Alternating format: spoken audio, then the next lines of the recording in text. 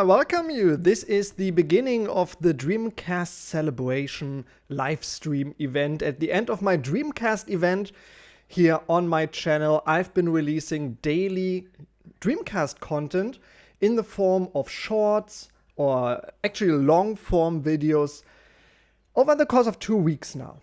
So here we are celebrating the Dreamcast. I started this project because I wanted to test something out and I wanted to talk about my favorite console of all time, and that is the Sega Dreamcast. And that's why we are jumping right in with the first part of our program, which will be Score Attack in Crazy Taxi. Let's go make some crazy money! Afterwards, there will be a little mini podcast about Dreamcast Peripherals and other interesting stuff that the Dreamcast brought out back in the day. After that, we're doing some adventuring and chilling in Sonic Adventure, hanging out in the overworld, doing some casual gameplay of some of the different levels in the game. In the end, there's a special event, is a little nostalgia trip into the past for me. Watching old YouTube videos about the Dreamcast from YouTube channels that are still around, not around anymore, around again. But we'll check that out later on with a special message from one of the channel owners. I'm excited to share that with you in the end. So, let's move over to Crazy Taxi. Here we are. Yeah. I cannot play any of the music from Crazy Taxi. As you know, it has a licensed soundtrack from Bad Religion, Offspring, and so on. So, here we are. Crazy Taxi. I got the comments down there. Nobody's watching right now. I don't expect that to fill up too much over the course of the stream. I'm just putting this out if anyone wants to join and check it out. Yeah, free to do so. This will also be in the VOD later on. I'll be uploading the different segments from this live stream as standalone videos as well. So check out my channel for more. We will do the arcade mode in the arcade world, right? There are 2 maps in Crazy Taxi for the Dreamcast. We're doing arcade. We'll be using Gus. He's my favorite. He's a bit sturdier, so he gets not pushed off the street quite as much. Doing a little turbo start here. Crazy Taxi is stupidly in-depth for a stupid little arcade game like this. So the goal of Crazy Taxi is you're driving a taxi, you're driving a passenger from point A to B, dropping them off as fast as possible.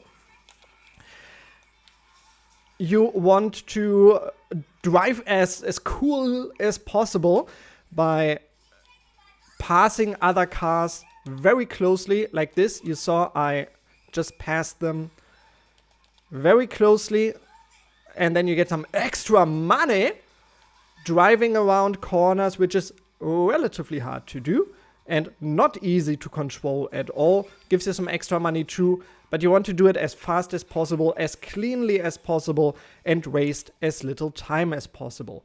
Because here with the arcade rules that I've chosen, every time you drop off a passenger, you get graded on how fast you were. If you were fast, you get a time bonus. So you get some extra time for the next job. And if you're really good at it, you can get more time than you have actually used in order to drop the passenger off. Here we go. Let's take him. I think he wants to go, to the square park. Let's go.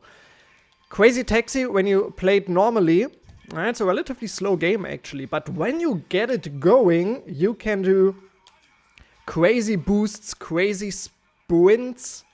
Let's take him. And it's so much fun. So what we are doing, Crazy Taxi was originally released in the arcade. And it came with a full cabin of a steering wheel and a gear shift. And that's what the Dreamcast is trying to replicate on here. The Dreamcast uses the analog stick for control, and it also uses I think it is the B button. Is it the B button? It is the B button for the forward gear.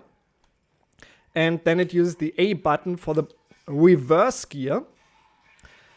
In the original arcade release, it had a gear shift that automatically centered again after pushing it into forward gear or reverse gear. Now with a button, that's hard to replicate.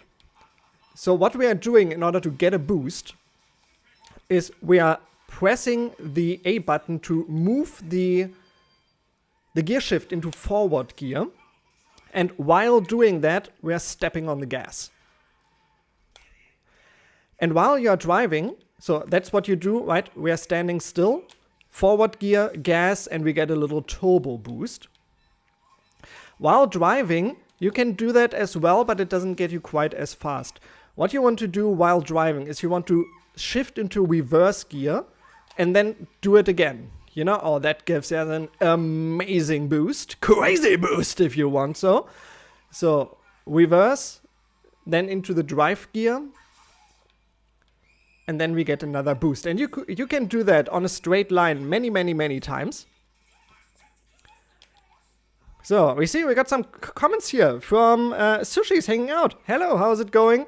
It's going pretty well. We are getting a high score on Crazy Taxi. Actually, I'm already ruining it right here. I put up a video of me giving a casual guide of how to get the S rank in Crazy Taxi. Because I'm playing on an emulator right now, I have to use the Xbox 360 controller that I have for the PC. So getting used to those controls is pretty hard. Professional players know, I'm not a professional player by any means, but I know as well. Changing the controller, just controller type from Dreamcast to Xbox 360, even while being relatively close, changes the complete feel of the game. And the buttons are just different type on the Xbox 360. They're actually, well, they're not concave. What is the name when they're like going like this? I don't know, booby shaped?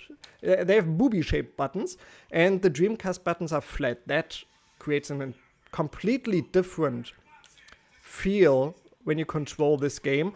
I've been doing some practice rounds here on the emulator. And I've been getting a lot better now. Once you get the timing down just right, the Xbox 360 controller is a fine controller to play this game with. But it definitely takes some getting used to. So, here we go. So, it's actually pretty cool. We need $5,000 to get the S rank. Oh, we're already picking up the next one. We need $5,000 to get the S rank in Crazy Taxi, and that allows us to see the Oh, I'm going the wrong direction. We need to go to the stadium. Here we go. Yeah, I'm doing a bad job. So you see the timer is getting red here. That means too slow. We don't get a time bonus for that one. But getting to the helipad, I can do that, I think. Yeah, right against the tree. That's what I want to do. I lost my train of thought. I wanted to say something. Oh yeah, getting the credits requires the S rank, which takes some practice to do. But once you get the basic techniques, especially the boost down, that allows you to get the S rank relatively easily with some practice. Alright, we want to do... Come on. Hop in, man! No, oh, it's already over.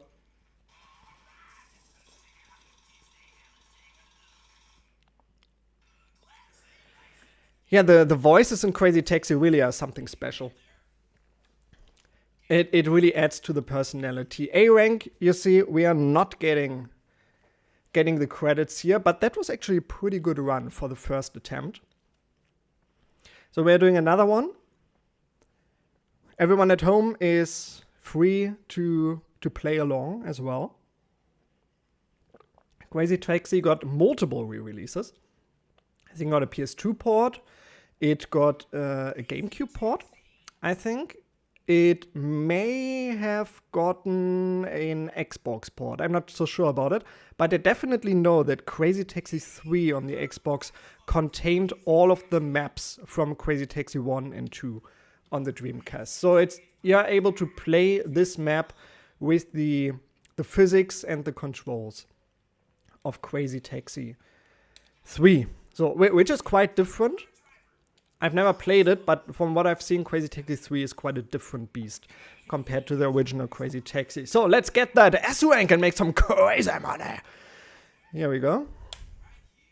So sorry, I can't check out the chat too much because having a high action game like Crazy Taxi over here, I need to check the screen constantly.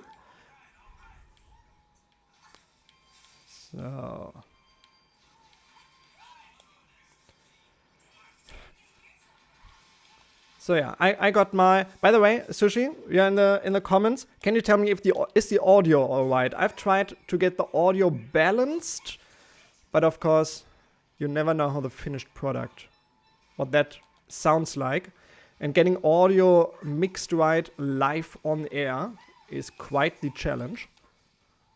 So if it sounds all right, let me know. Of course, this one does not have any music, but as you mentioned, the voices do what they need to create the perfect Crazy Taxi atmosphere.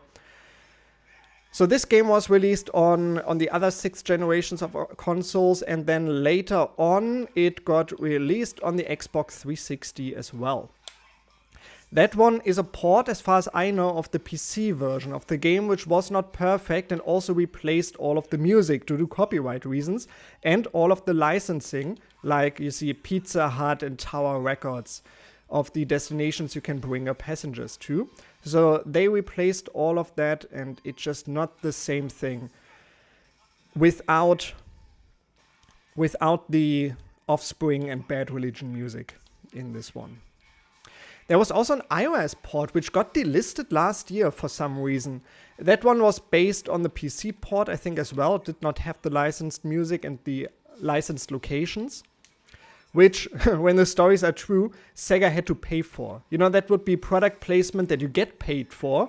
But no, apparently Sega licensed the locations and had to pay for those in Crazy Taxi, because companies did not want to have their names in video games back in the day. Like crazy, the biggest money-making industry in the entertainment world nowadays.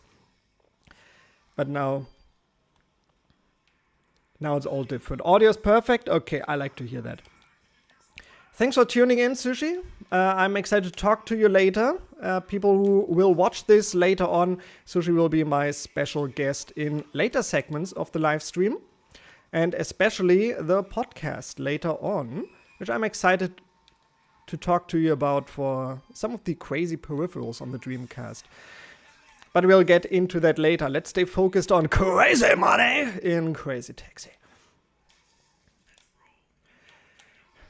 So, in this game, there are multiple distances. You have a red distance, you know, the red like dollar signs there, the yellow ones, orange ones, and green ones. They indicate the distance that the passenger wants to go to. The red ones are very short, the orange ones are a bit longer, the yellow ones are a bit longer than that even, and the green ones are the long ones. Now, what you want to do to get a high score in Crazy Taxi is you want to take a bunch of short trips in order to do them as quickly as possible and rack up as much extra time as possible. So, let's drive backwards here and take this guy. And once you have racked up that time, you want to do some long distance trips, like this one. Because here, you can pass a lot of cars very, very closely, like this trick, a classic one in Crazy Taxi, hugging the wall on the highway and getting the bonus money for passing all of the ongoing traffic. That's how you can rack up your score in this one. It is a lot of fun. So you want to have a perfect balance of short trips that give you more time and longer trips that give you more money. You can see we cashed in on the long trip. Now we have to do another shorter one. This is the second part of the map of Crazy Taxi. We had the first little village, and this is the city. A place I'm not as familiar with as with the village in the beginning. I'm pretty good on that one. However, this area really breaks my neck every time I want to do it. So let's see, maybe this one brings us back to the village. No, not too much, but still better than hanging out here in the city where I really don't know what I'm doing. So yeah, going on the highway again. Here we go. Let's rack up some crazy money. Here we go. You can see, and we get a combo. The more we do, the more extra money we make. I mean, look at that. Getting 14 extra dollars.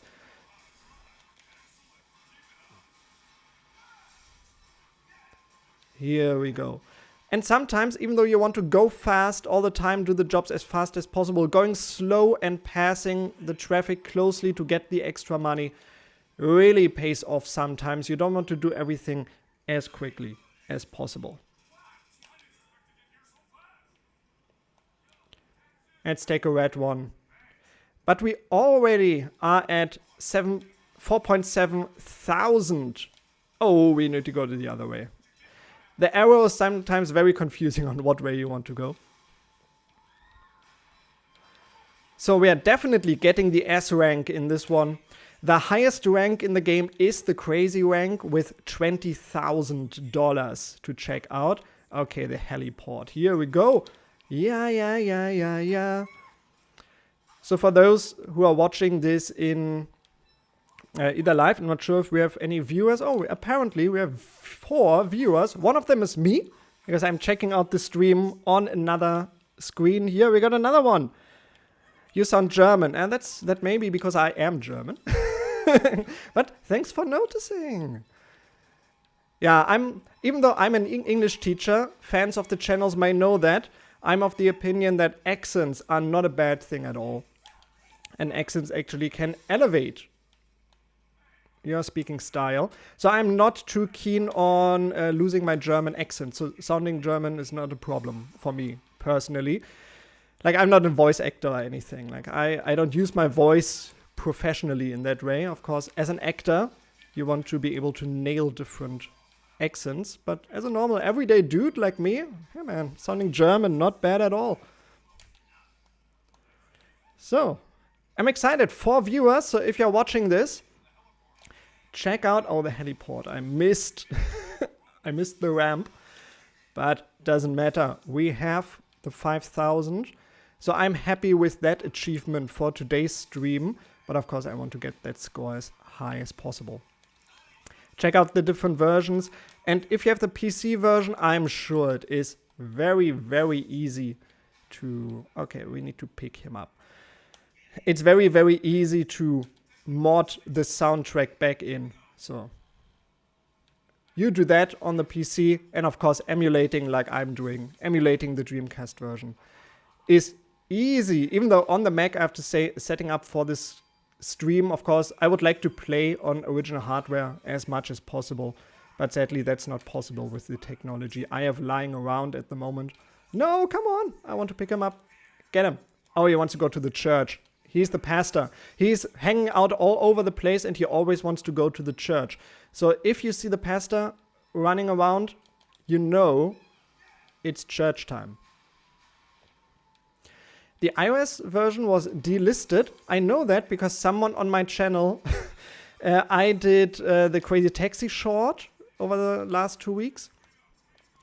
And they mentioned, oh, I really need this on my iPhone. I checked it. I think there's like a Crazy Taxi on the iPhone, like the real one. There's like Crazy Taxi Wild Ride, which is a like proper like microtransaction infested mobile game. But there was also Crazy Taxi Classic, which was just Crazy Taxi, which I cannot imagine playing on a touchscreen.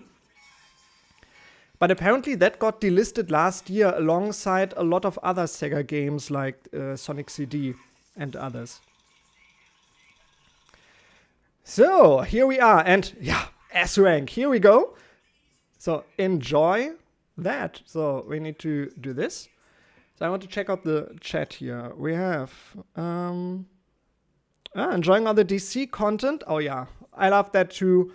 I thought I enjoy the music as well. Yeah, in the credits, it's just not the same without the soundtrack. Luckily, Sega thought about the content creators 25 years in the future and gave us a way to disable the sound in the menu itself. I'm really loving the Dreamcast content as well. That's why I decided to try this out. I wanted to do an event. Over the last year, I've been putting up like little videos every now and then, but without any concept behind it. And I've been wanting to check out, doing an event, 2-week event about one topic, and it worked for the channel. So I may do this in the future if there's a topic you want me to check out as well. I already saw someone recommending the GameCube, which I'm a big fan of as well. And there's so much to talk about on the GameCube. Like with the Game Advance link cable, the Game Advance player, the Wii backwards compatibility. Here we go. 13th place on the leaderboard built into the game. Game over, yeah! So, what do we have here in the comments? Drawing on the DC content, I emulated this game on Linux last year and enjoyed the high resolution. It really looks nice on the emulator. I think I'm rendering it right now in 480p, just because my PC just, would explode if I did it in a higher resolution streaming as well. It was an amazing score, that's true. I'm playing Egg currently on the DC. I'm not sure if I want to finish it. It's a game you have played. I'm playing that right now. That's my active role-playing game I'm playing at the moment. I did a short of it on my channel. You want to check that out. I'm planning on doing another video on it. However, nobody clicked the Egg short that I made. It's a fantastic game. It's kind of a Zelda clone. Egg, for people who don't know, it's a top-down. It looks like a Zelda clone, but for me it's more like a Metroid, because you unlock new abilities and then you backtrack into different dungeons. And the game just bombards you with that fantastic lore in the first hour of the game. And once you get more control over like a spin dash and so on, it is a lot of fun to play. I've not finished it yet. I'm in the second to last dungeon, I think, in Egg. So I got another 5 hours to go or so. But it is a short game. I think 11 hours in, not using a guide at all. So I spent like 4 hours just running around trying to figure stuff out. You may want to check out the online guides for Egg. So let's do another one, but we are doing the 3 minutes, I think. Let's do another driver as well, because in just a few minutes here I will have Sushi on, and we will be talking about Dreamcast Peripherals. But I have to do some stuff after that, like setting up the audio. Okay, I really screwed that one up. You want to park as closely to the people as possible.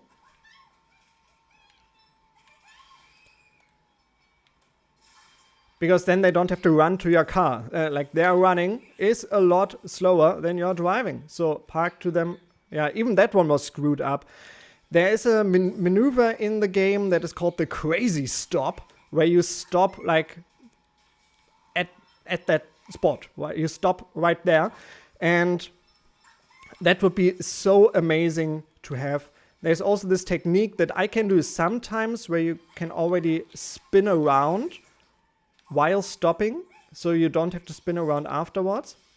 But the crazy stop is something I have to master in the future to get a better score. But once you have the dash figured out and you know how to do shorter and longer missions in order to increase your time and score. Oh, what is he doing here? Your time and score. You can get an S rank in Crazy Taxi and see the credits. Absolutely no problem. It's not a hard game at all once you get the hang of it. Even a little bit.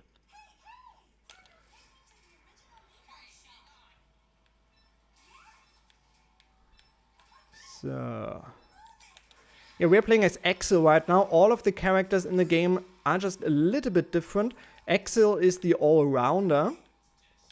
Then I'm sure I can't do the names right now. Like the girl is, I think, has a better handling. Then the third guy has better acceleration, drift, and boost, I think. So if you're really into boosting, you want to use him. And then Gus, which is my favorite character in the game to play, is a lot heavier and does not get pushed around quite as much as all of the other characters. And as you can see, I'm driving into other players or other drivers all the time. So that is a good stat for me to have while I'm improving my crazy skills. Oh, there's another crazy taxi picking him up. Let's go to KFC, man. There was this song, like in the early 2000s, from DJ Ötzi here in Germany, going Kentucky Fried Chicken and the Pizza. He just sang about all of these like fast food chains, and I'm not sure if he needed a big paycheck, but Google DJ Ötzi KFC song. I think that's it, and you can see some good old German weirdness right there. I'm not sure if it was a cover of something like from America, an English song, or if he just came up with naming all of these McDonald's, KFC, and Pizza Hut in one song in order to make some crazy money. And that's definitely one way to do it. Even like German music from back in the day. Man, you have to check that out.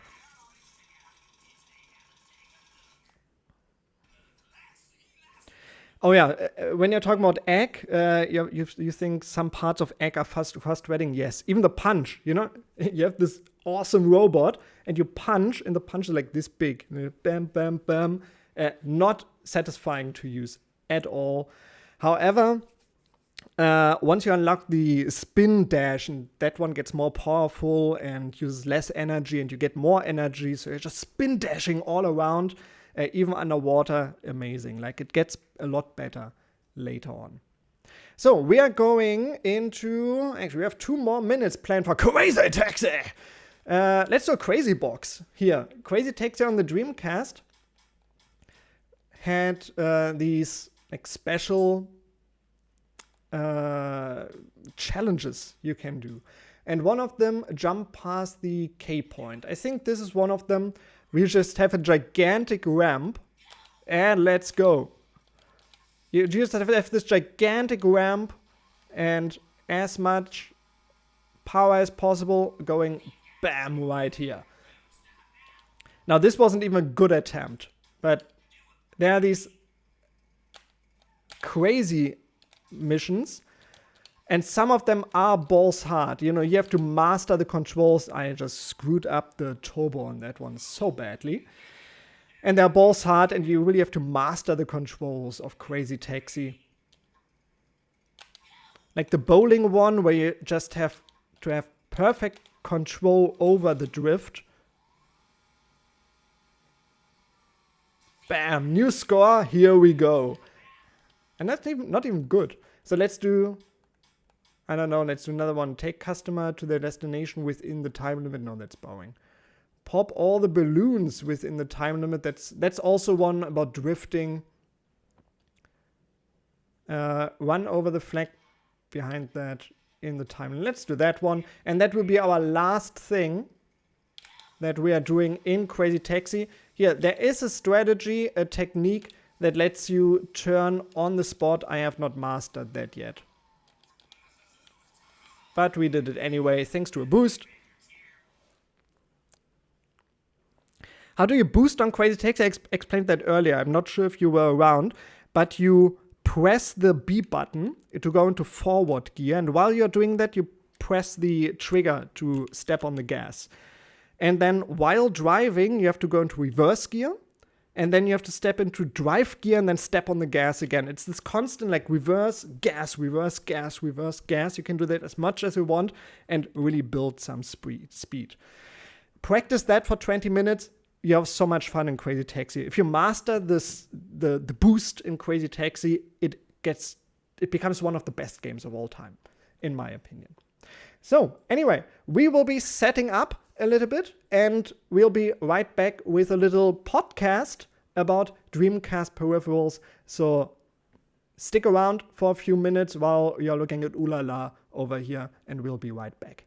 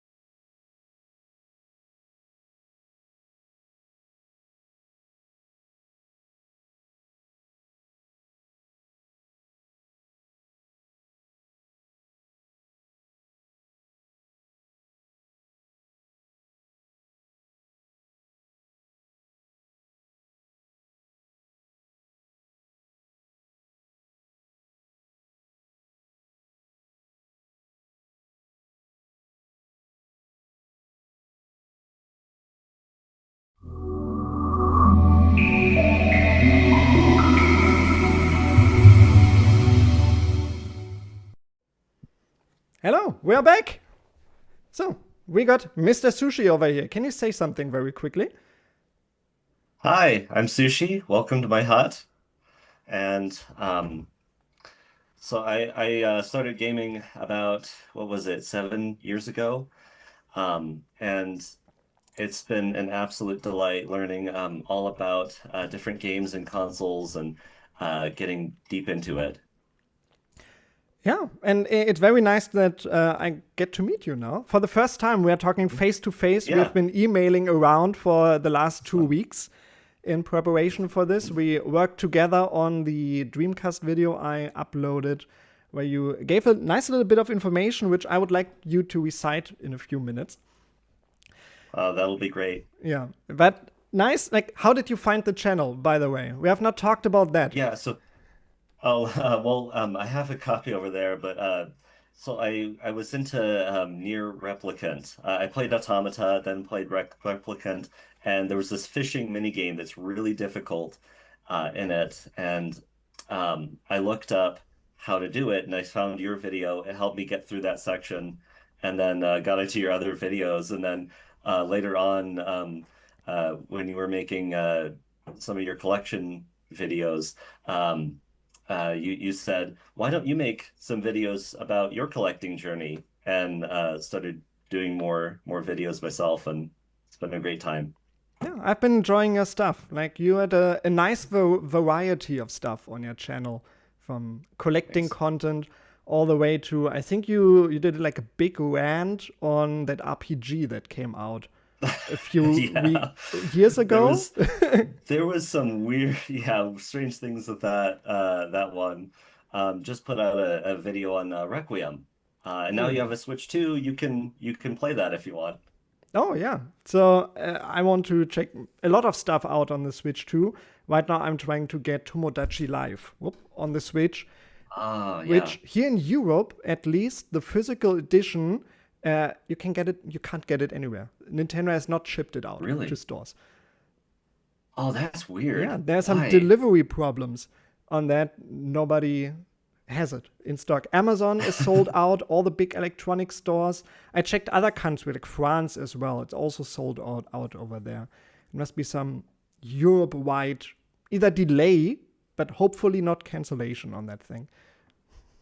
Yeah, I wouldn't think they would cancel it. It's going to be a big seller, but it's crazy how even things like logistics issues, supply chain management can make such a huge difference in the gaming world. There's all this technical business side of things that we don't really see as gamers, but that matters so much. Oh yeah, definitely. And you would think Nintendo has that figured out.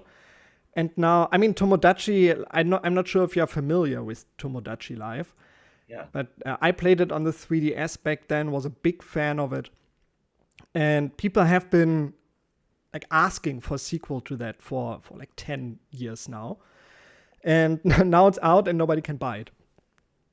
The Amazing. irony. Must work wonders for the sales. But let's get into some cool Dreamcast stuff. So let's switch over here. No, that is not the Dream. One moment. Here we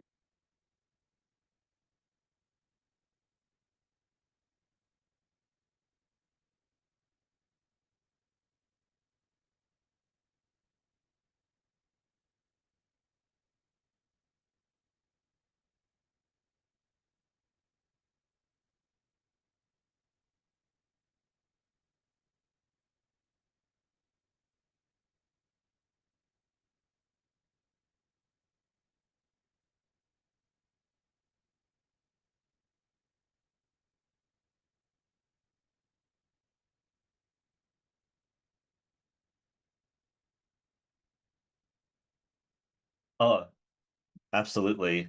Same kind of button layout. You can't really see the buttons here, but same layout with the sticks. Um, very much.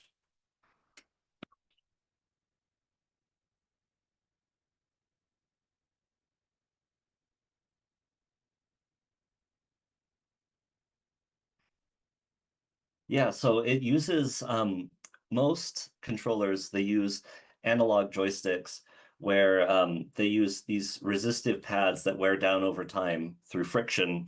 But the Dreamcast uses one of the first Hall effect joysticks that uses magnetic sensors to determine the position that the stick is in. So because magnets don't wear down with friction, uh, they're very resistant to any kind of stick drift. Okay, amazing. People have just heard your explanation. Apparently, my audio has been out of order for the last 2 or 3 minutes. Oh no.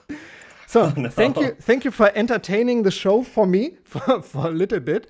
Hopefully, people should be able to hear me again over here. Maybe someone in the comments can confirm that for us. But yeah, the Dreamcast, amazing, right? And the Hall effect technology in the stick really explains why I've never seen a bad Dreamcast stick.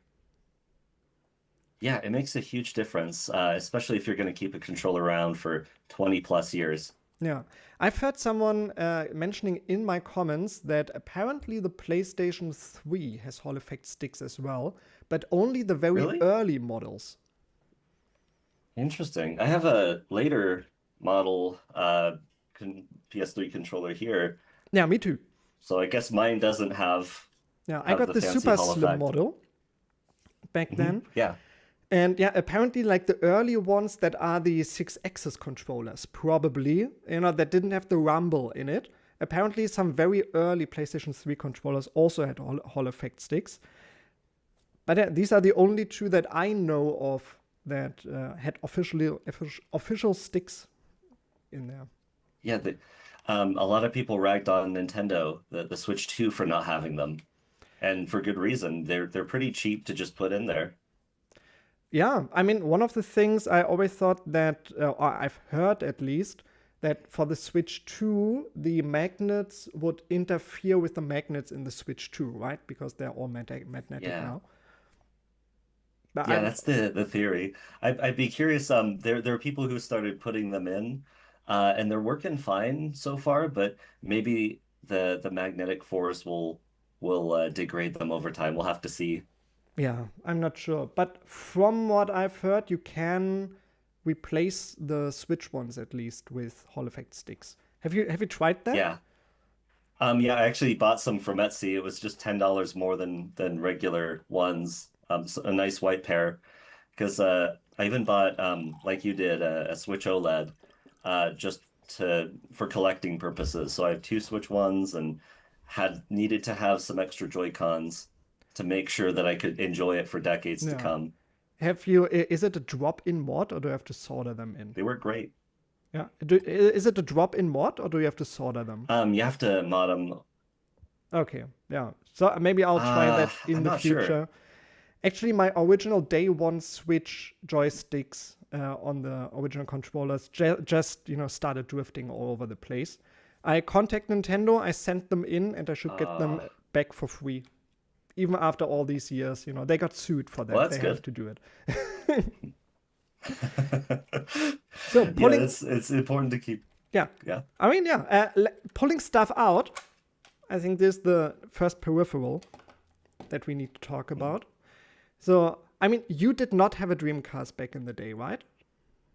No, No. I got into gaming too recently for that. Yeah. Are you familiar with these things, the VMUs? Yes, they have the little mini games and things on them, and Yeah. they can. I remember one Resident Evil game. It displays your health and things. Oh, yeah, definitely. And a lot of people say, oh, they really like that they have the health on the Resident Evil and so on. I never use the screen. When I play my games, I never use the screen. Because when you play in the dark, you can't see it. Mhm. Impossible to see. And here, let me open up the visual memory unit right here on the screen so people can look at it. Originally, they came out in this gray. Like they were completely gray, like the consoles. These, ironically, are some of the more rare VMUs right now. For some reason, way back in the day, they produced a lot of these colorful VMUs, which apparently only came out in the US, I've heard, but over here in Europe, they are very plentiful as well. And they were the units that got sold off after Sega basically folded. And I don't even think they went bankrupt, but they simply sold off all of their stock when they stopped producing consoles. And back in the day, you could get these for like €2, brand new in the packaging. I bought a couple of these back in the day. Good times. Oh man, those I we need to see Xbox go out of business so we can get those deals. Oh, I'm uh, kidding. I'm kidding. I don't, maybe not out of business, but I can definitely see them dropping consoles in the near future and Yeah. not wanting to bother with it. Yeah, it's not really a big money maker, it turns out. There was actually the VMU 2, which came out last year. Fans made a VMU that is not only rechargeable, but I think it also even has a backlight, and you can do the save file management on it a lot easier. And what's very cool with these, they actually connect. Let me get another VMU. Give me a second.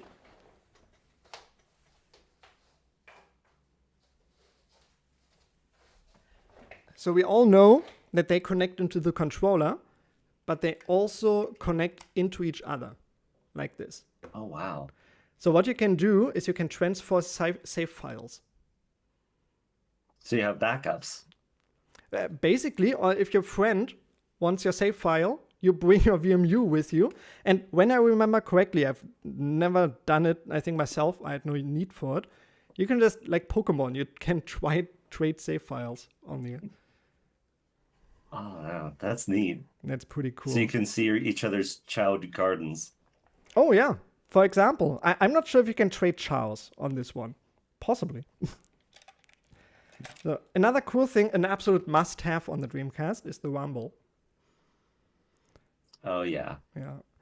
Do you know what the first console with Rumble was back in the day? Oh, I don't know, but it's got to be something from the 2D era. Not that I know of, at least. I think the Really? first one, Is at it least the the first N64? mainstream one, is the Nintendo 64. Oh, interesting. Yeah, that I remember it came- had the big rumble pack sticking out of it. Oh, yeah. And the thing is, Sega made a big deal out of these not needing batteries. The Nintendo 64 one needed AA batteries in there to work. Dreamcast one did not. That's pretty nice. Big cost saving. Yeah. We have the, let's see, there are a lot course, of cool things here. Not the RF. I want to. The VMU, it needed battery replacements all the time, though, right? Oh, yeah, definitely. Man, the VMU, it was not a cheap thing to have. They work as memory cards, no problem. But when you want to use the device itself, there are two like button cell batteries in here. And I'm not kidding, they last a week. That's horrible. And every time you turn on the system, you get that very annoying beep. So every time you hear that iconic Dreamcast beep, it's because the batteries are running low. So, some That's of the... ironic. Oh no, please go on. Oh, because one of the most iconic things about the Dreamcast is a warning message. Oh yeah, like that's just part of it. You go beam, beam, beam, beam, like the opening thing, and then beep. That's just part of the Dreamcast marketing, part of the brand.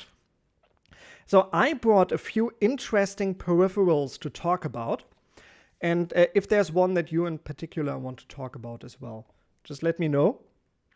So in my other video, I talked about the modem a lot. There's not a lot to say about it. You know, plug the cable in, you go on the internet. Yeah, very simple. Yeah. And there was the Phantasy Star Online was the game that mainly used that? That was the big one. There are some other things that used an internet connection. Like Sonic Adventure, for example, had DLC, like Christmas DLC and Halloween DLC you can install. Nowadays, luckily, all of that is backed up online. So you can download that. They take up a lot of room.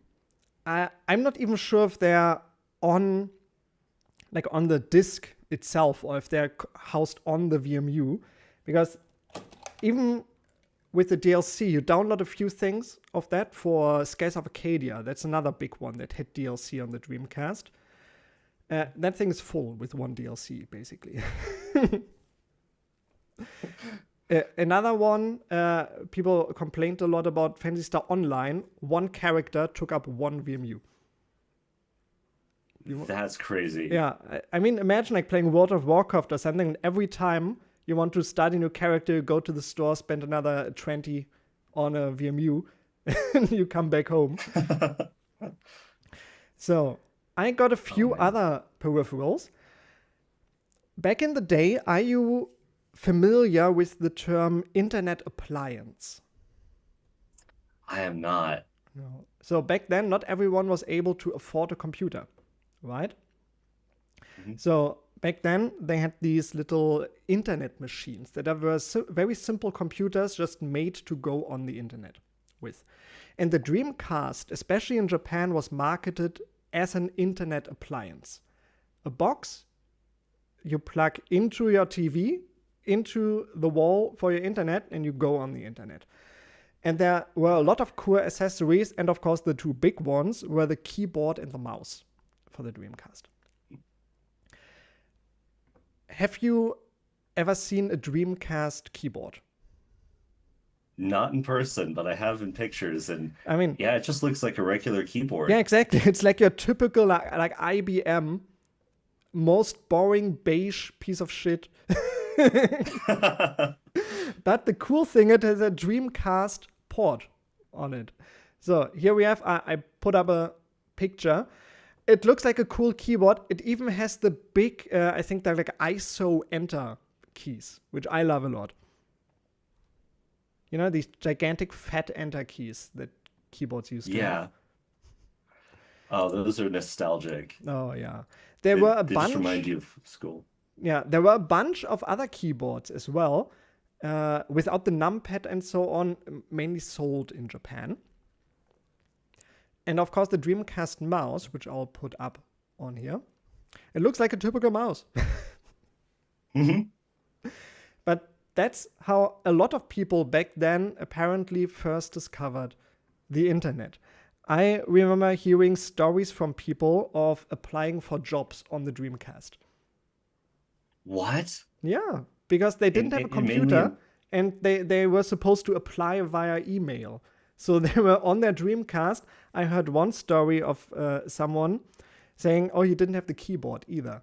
So he typed the entire email with the joystick and the button. Oh, that's wild. And this is mainly in Japan?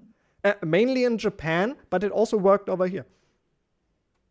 Oh my gosh, that's crazy. Yeah, but the whole yeah, go on. People often talk about the advantage of PC gaming is that on PC you can use it to file job applications, file your taxes, do different things. But hey, this works. Yeah. For back in the day, computers were expensive. Yeah.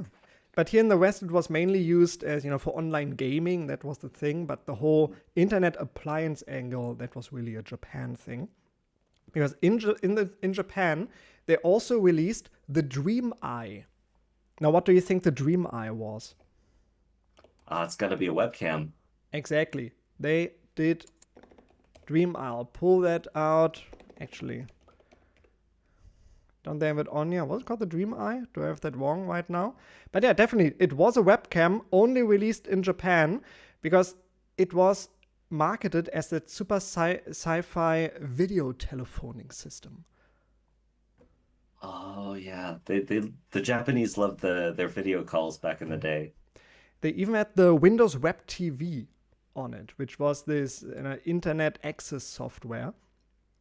And Microsoft, of course, was a big partner of Sega back then. How did that work when they started competing? So when the Dreamcast went under, Sega went to Microsoft basically saying, hey, we have a good relationship, right? We helped you. I'm just putting the Dream Eye up here. I just finally found it. So we helped you getting into the video game business. You're making your own system. Why don't you put like Dreamcast back compatibility into your Xbox? And apparently Microsoft looked at it and said, nah, we're not doing that. Why would we do that? That's stupid. Oh my gosh. That's such a missed opportunity because if they had built a better relationship with Sega, they could have been a much bigger publisher for them. Oh, yeah. And they had a good relationship. A lot of the canceled Dreamcast games later made their way onto the Xbox. That's really neat. We had The Totem and Xbox Earl needed a bigger. 3, Crazy Taxi 3, Shenmue 2 came out on the Xbox.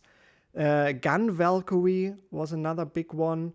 Panzer Dragoon Orta, of course, came out. A lot of exclusive Xbox games used to be Jet Set Radio Future as well. They used to be Dreamcast games. Yes. Jet Set Radio was one of the big ones on Xbox. That was a system seller. Oh, yeah. It's still, to this day, I think, one of the highest ranked games on the Xbox. It's a great one. Yeah. I've never played it, actually. I'm not sure if it's backwards compatible with the 360, and I don't have an original Xbox. I don't know. I'm curious if it's backwards compatible with my Series X. Should try that out sometime. Could possibly be. I'm not so sure about that. I left the Xbox ecosystem after the 360. They just screwed up with the Xbox One, and I never went back. They did. So another cool thing released in Japan was the Dream Phone. So let me put this up.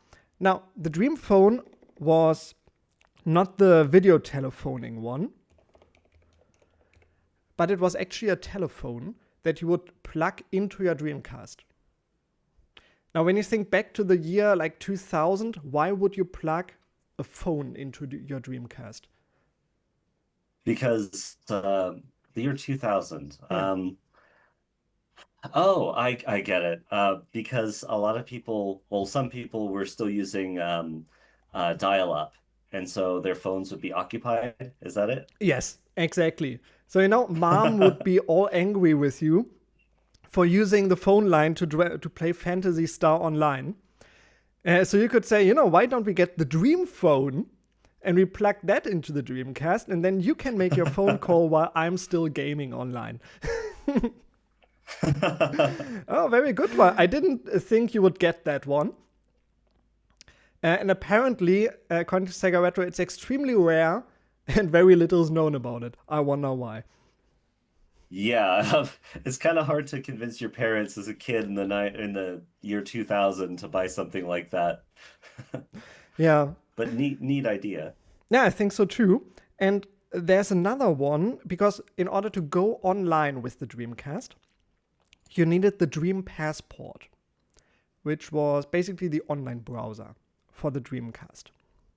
And there was the Dream Passport Urban Style. Oh, that sounds cool, right? What's that? Dream Passport Urban Style. It was part of the, maybe I can find it here. It was part of the Internet Starter Kit. Here it is.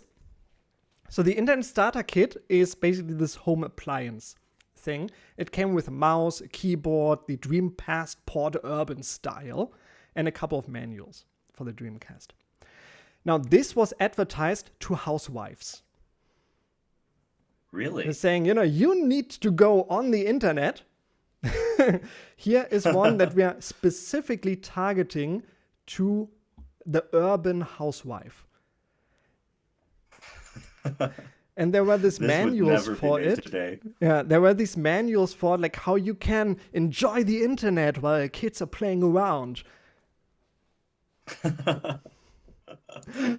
Oh, this is so 2000. Yeah, marketing that would not fly nowadays. No, not at all. So that is the whole internet appliance part of the Dreamcast peripherals. Do you have anything to add to that one? No. No. Okay, But I want to that's go into really different controllers then. excellent. Yeah. And one of my favorites that I hate, that I did not buy it back then, is the fishing controller. the fishing rod, Yeah. and you Yeah, had the what is it called? Like the thing you turn around. I'm not sure. the reel. Oh, the wheel. Yeah, exactly. And the coolest thing, that one actually, according to what I know, used very similar technology to the Wii control later on. It was actually motion controlled. Oh, interesting. So it had a little gyro in there. Yeah, exactly. And it's one of the controllers compatible with Soul Calibur. What? The fighting You can game. play Soul Yeah, Calibur you can with you can control it with the fishing controller. Take this. Yeah, exactly. It's I think like the button presses are the gyro controls and so on, but it is, as far as I know, fully compatible with Soul Calibur. That's wild. Oh, I want to try that out. I need a Dreamcast now. Yeah, and I got really into fishing games last year, so I hate myself for not buying this. It's probably really expensive now. Yeah, back then I could have gotten it brand new with a copy of Sega Bass Fishing for 50 euros, brand new in the box. Not bad. And I didn't jump on it. It sucked. Nowadays, back then I just didn't have the money. Spending 50 euros on something wasn't in the cards. Yeah, that's the problem with being a kid. Mm, You have all that time but no money. yeah. So the other one I want to talk about is the twin stick. Now the twin stick, let's see, can I pull it up here? It's the mini twin stick. No, that's not the one I want. So the twin stick It was has mainly, two joysticks. huh? Oh, yeah, it's the thing with two joysticks. It's probably for fighting games, right? It didn't have two it's more for flight simulators. Oh, Yeah. I'm trying to pull this up. Like, where is it? Stick? Vision stick, arcade stick. Dreamcast twin stick. Here we have it. And that's the cool stuff. It has two analog sticks for it. The Dreamcast has support for two analog sticks. really? You know? So why didn't they just make a twin stick controller? I don't know. I'm not actually sure if it plugs into two controller ports, because that's what a lot of games did back in the day. There were. Yeah. Couldn't you play GoldenEye on the N64 with two Nintendo 64 controllers and twin stick controls? I'm sure you could. Yes, you could. Yeah. So that's what a lot of games did. I'm not sure if the twin stick controller did that or if the Dreamcast just natively supported twin sticks. Interesting question. Yeah. And I'm not going to figure out. This thing, I think, only came out in Japan because the games that are supported by it is mainly Virtual On, which is this arcade robot fighting game. And nothing in the West ever did anything with it, I think. So they didn't have a proper flight sim for the Dreamcast? I'm not sure if they had a flight sim, but maybe then it didn't support the stick. That could possibly Missed be. opportunity. No. By the way, Flight sims. people are seeing my mouse cursor moving all around. I forgot to deactivate it. So you always have this little mouse cursor on your nose. Sorry about that. So the next one, a lot of consoles back then had light guns, right? Mhm. Have you ever used one of these? I have. Not for the Dreamcast, but I've used some for other like arcade machines. Mm-hmm. Yeah, I've only used it in arcade games as well because I grew up. Well, when I got into retro gaming, the CRT TV days were over. Yeah, and they relied on CRTs to work. They Right? relied on that. The only console exception for that is the CDI, actually, which used a light bar, like a sensor bar on the TV, and the gun was basically a Wii remote. And Nintendo had to license that technology from Philips to make the Wiimote. Oh, interesting. So it's funny how you could make a lot of money just supplying gaming technology to console makers. Oh, yeah. And that also means that the only retro console that still has a working remote on new TVs is the Philips CDI, Of all things. of all things. I have a CDI here. I don't have the gun for it. So the Dreamcast gun was pretty special because it only got released in Japan and Europe, I think. Back in the year 2000 or 1999, there were a lot of problems. You remember the Columbine shooting in the USA? Yes. Yeah. I was from Colorado. That was a big thing. Yeah. So Sega decided not to bring the light gun over on the Dreamcast. And not just that, when people imported the Japanese gun, the American copy of Virtual Cop explicitly banned the use of the Sega light gun. It has a line of code in there that checks if you have the official Sega light gun and deactivates that one. Other light guns work. Other companies made light guns in the US, but Sega put this little line in there, official gun, deactivated. That's wild. They were trying to, I guess, make sure that the marketing didn't create any problems. Oh yeah. But for some reason they licensed it to companies like Mad Catz to make other ones. And people got around it anyway. What's the point then? Yeah, not sure. But yeah, that's why this cool looking one never came out. We got other like this, the Dream Blazer. This is the light gun that a lot of people in the US had. Apparently it was actually better than the Sega light gun. So not a huge loss. Heck yeah, for third parties. Yeah. Even probably the only good thing Mad Catz ever made before they shifted over to other stuff like arcade sticks later on. Their accessories generally are pretty junky, especially the controllers, right? Mm-hmm. Yeah. And are they bankrupt now? I'm not sure if Mad Catz is still around. They might be. I mean, there's a lot of competition now in the accessories market for gaming. So another controller that I could have had for like 10 euros back in the day, and I didn't buy it, and I regret it to this day, is the microphone for the Dreamcast. Now, on the Dreamcast, the Dream microphone, it was very similar to the Rumble Pack. You plugged into your Dreamcast and then a little microphone would stick out from it. And one of the games compatible with it is, of course, Seaman. Are you familiar with Seaman? I'm not. No? Seaman, you had this fish. And you could talk into the microphone and it would speak back to you. It was basically a virtual pet that you talk to, voiced by Leonard Nimoy, Spock himself.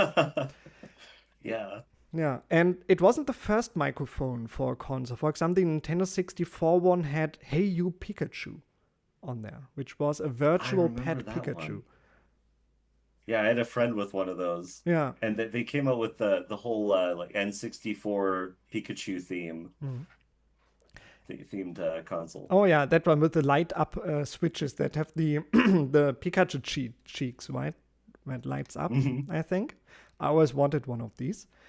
But on the Dreamcast, the microphone came out, and it was originally only compatible with a game called Planet Ring. Planet Ring is an online-only Dreamcast game and basically like a virtual reality chat room, from what I know. And Planet Ring, because it was online only, when Sega shut down the servers, it was worthless. I told you a lot of companies, at least here in Europe, had a lot of new old stock of old Dreamcast games, and they had Planet Ring in this big box with the microphone for 10 euros. And I hate myself for not buying that. Oh my gosh. But I wonder what it would be like, what it was like to play that game back then. Because we have VR chat today, and it's kind of a nightmare.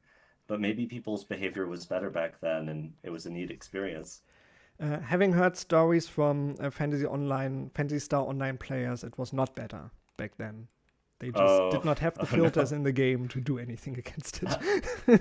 Oh gosh. Yeah, but I didn't buy it because I thought, Seaman is too expensive for me. It also only came out in the US and Japan, so I would have to import a copy of an already expensive game because nobody bought it.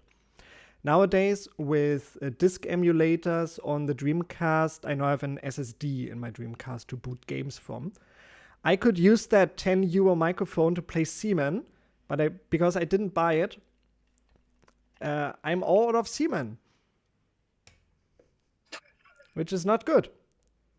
I could No, be that's not drowning in good. semen right now, but my stupidness back then.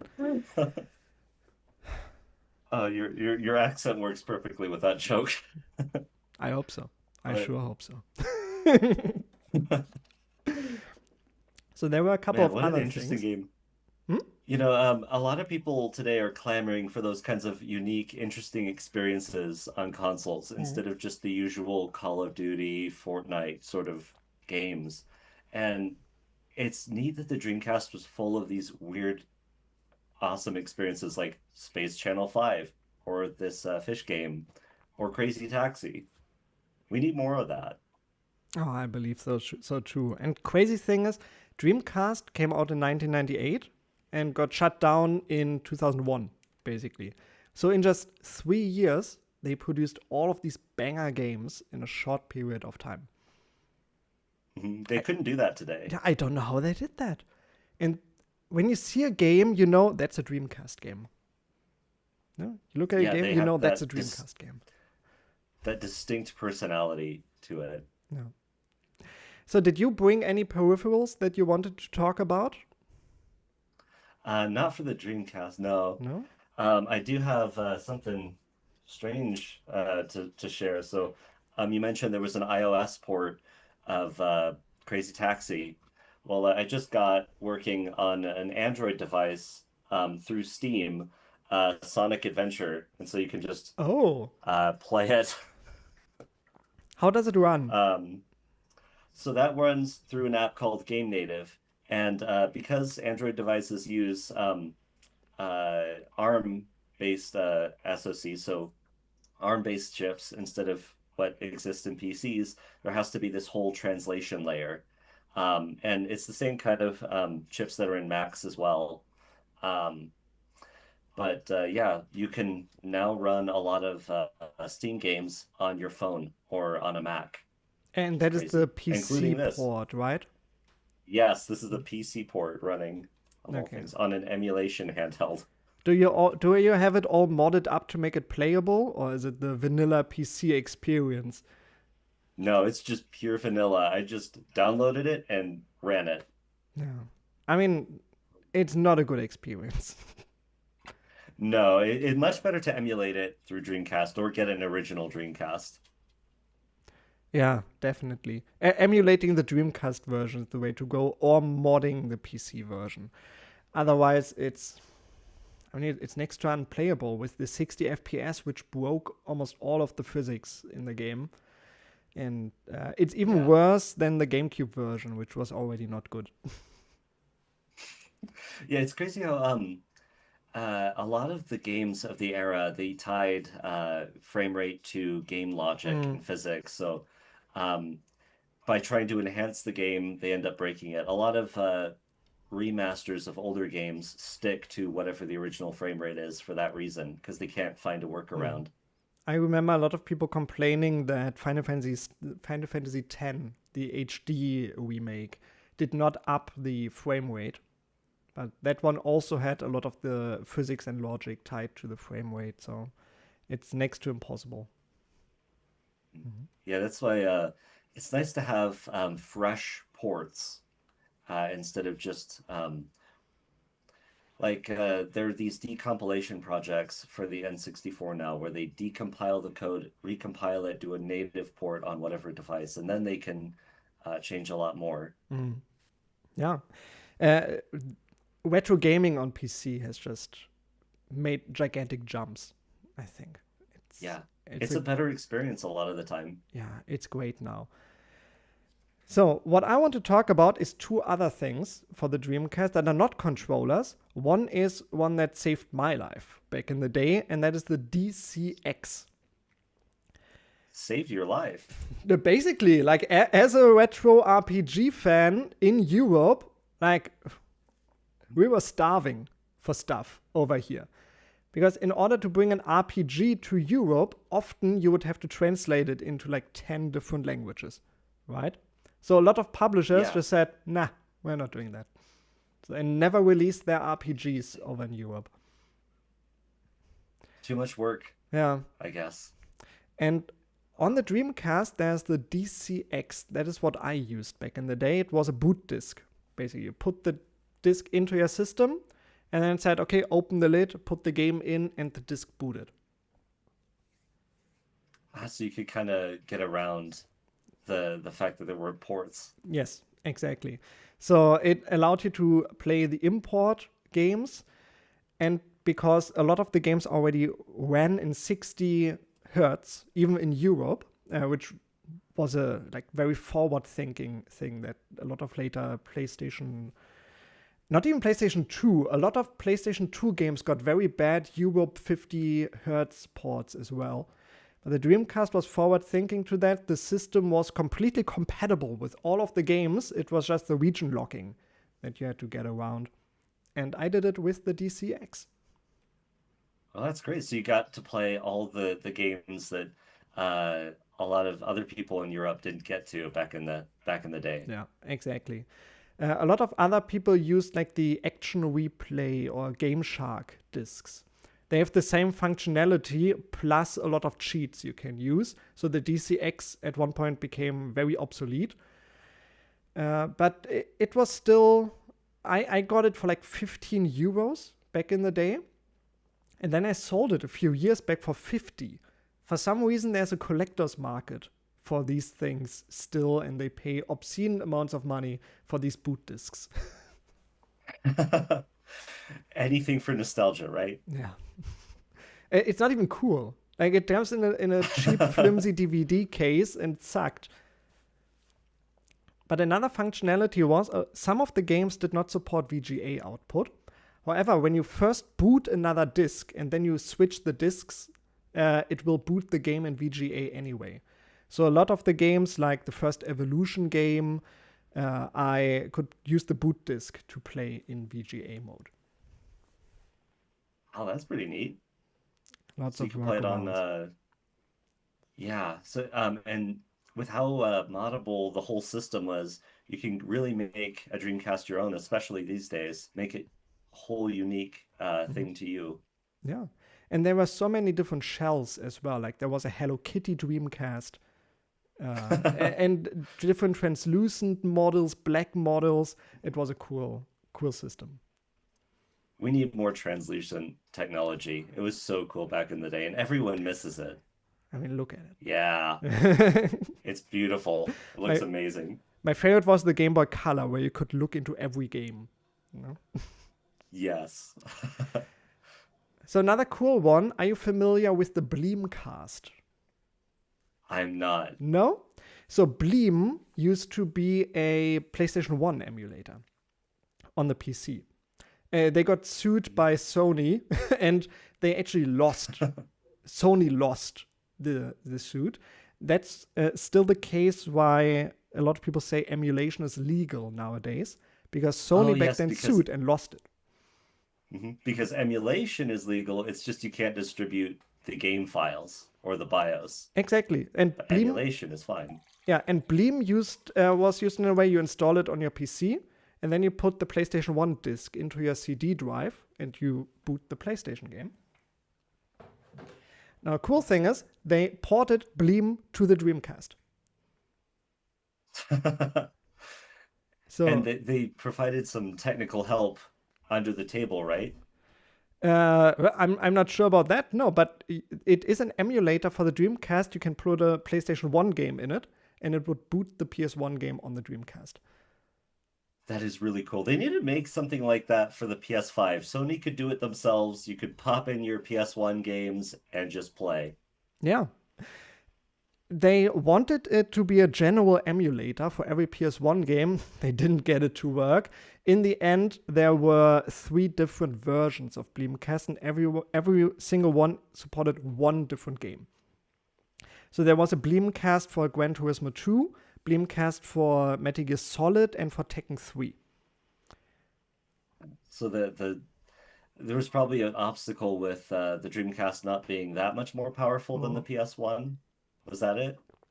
They probably had to fine-tune the emulator to support some of these games. And they are some of the high-end games on the PS1, right? Gran Turismo 2 is one of the best-looking games on the system. Tekken 3 was a relatively late game on the system as well. And Metal Gear Solid is like the showcase for the PlayStation 1. So they picked the bangers out of there. And they somehow made it work. Yeah, and apparently there was one planned for Final Fantasy IX as well. Oh my gosh, that would have been crazy. That's a hugely popular game today. And why it's amazing today, these Dreamcast discs, you may know that the Dreamcast was very well known for being easy to pirate games for. Right? Yeah. It could boot, which was called a mill CD, which was a normal music CD with some visual extras mainly used for karaoke, for example. So you could see the lyrics on the screen. And through that, people figured out how to boot actual Dreamcast games through that mill CD exploit.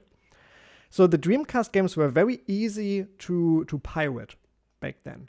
However, the Dreamcast games had an anti-piracy method on there that I think to this day has not been cracked.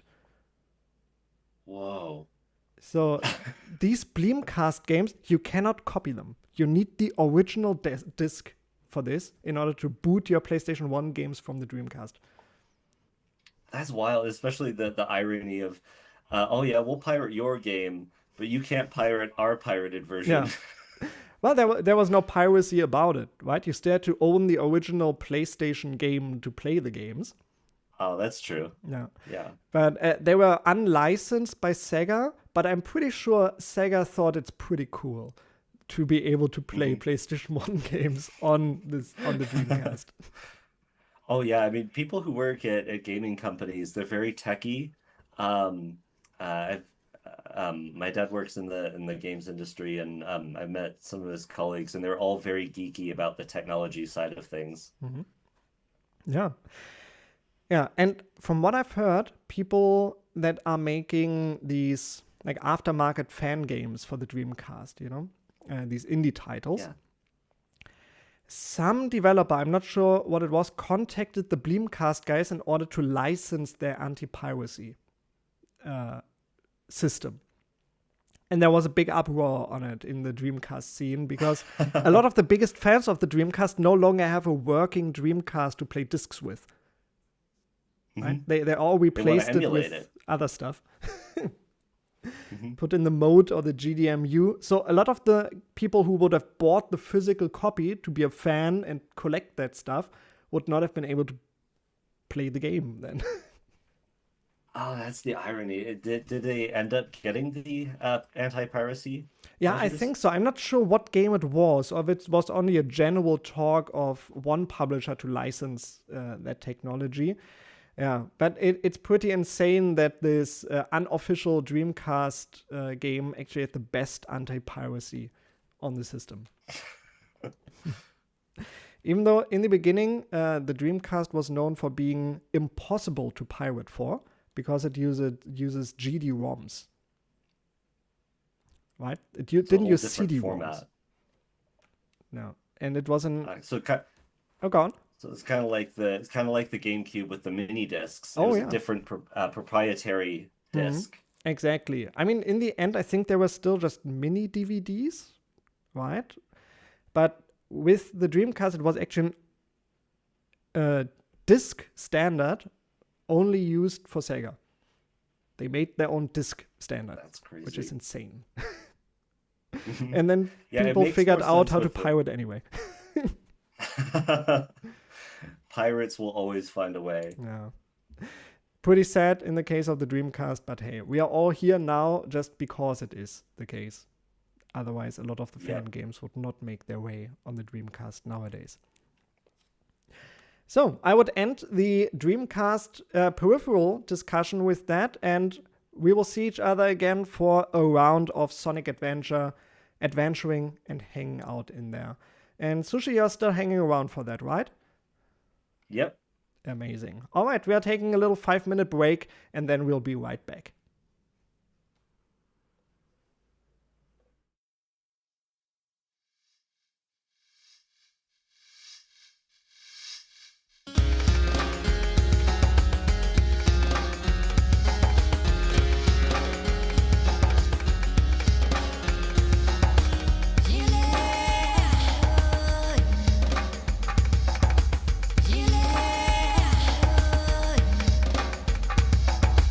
Gilet.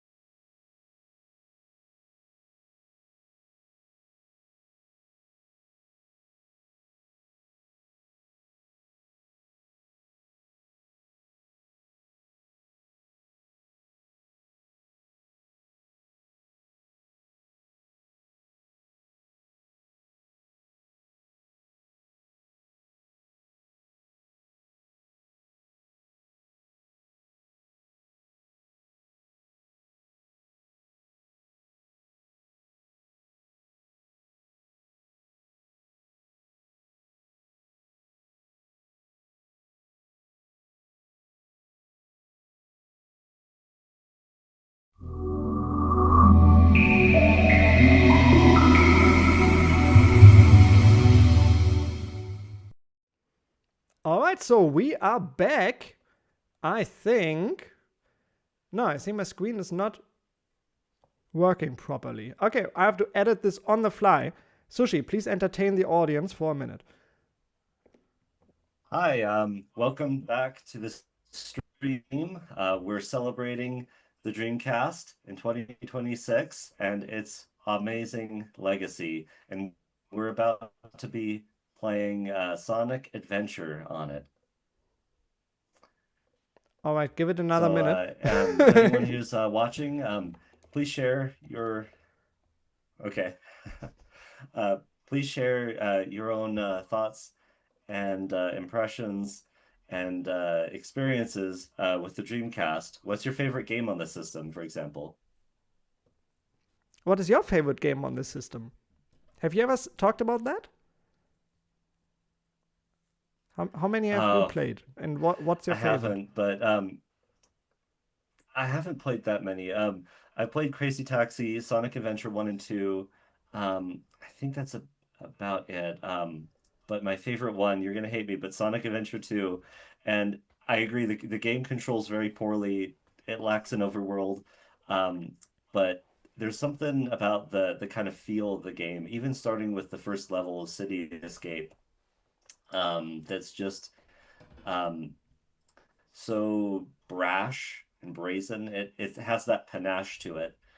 Um, that's I find really enjoyable, and I loved the Sonic 3 movie that came out based on Oh, it. I like that too. Yeah.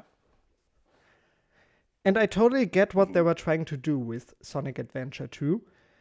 Because it was this big, like, world spanning, and it even goes into space, right? They couldn't have done it with an overworld like in Sonic Adventure 1. Yes, So, what we are doing now is we are just yeah, that's hanging true. in Sonic Adventure. I will be starting the game. Sadly, as we have just realized, we will have no audio for this one, I think. Because otherwise, I would not be able to hear Sushi speaking. And that would be a shame. So, Nice. so we are starting the very beginning of the game because I don't have a save file on the system. And do you know what's the most annoying thing about Sonic Adventure on the Dreamcast compared to the later versions? You cannot skip cutscenes. I don't. Oh, that is irritating. Yeah. So a lot of the speedrunners are not running the best version of the game because they cannot skip the cutscenes. So we'll be stuck here looking They at have to deal with Sonic. the jank, right? Oh, again? It is. They have to deal with the jank, those speedrunners. It's probably to their own advantage, though. Because being able to glitch through Oh walls, yeah, they could exploit it. yeah. So we will be doing the whole intro because we have to, and probably hang around in the first level and the beginning overworld a little bit. We'll be cutting the Sonic Adventure hangout session a bit short, just because we are running out of time. We talked too long about Sega Peripherals. We had too much fun. No, I think so too. But it's So, yeah, we are. Let me just check the chat. Oh, we have some viewers again. So, if anyone wants to comment, I've not been having an eye on it. There was a question in there earlier on. Let me double check that. Have you played Bulk Slash on the Saturn? That's another one with a twin stick controller. As a fan translation. I don't have a Saturn, so I've never played that one. Oh, and this guy also got a boxed copy of Planet Ring for £15 with the microphone. And he needs to play Seaman. Oh, we just died to chaos. I was reading comments. Do you have any plans, Sushi, on one getting thing a I really Dreamcast in the love. future? I may, or I might just continue emulating. Um, I'll have to consider it. But I have so many consoles already. I haven't been gaming for that long, but I just kept buying and buying consoles because they're so much fun to experience. Which ones did you buy? Oh gosh, PS3, Super Slim, Series X, PS5, Switch 1 and 2, um, DS Lite, 3DS, um, Wii, a modded Game Boy Advance, uh, and probably a couple I'm forgetting.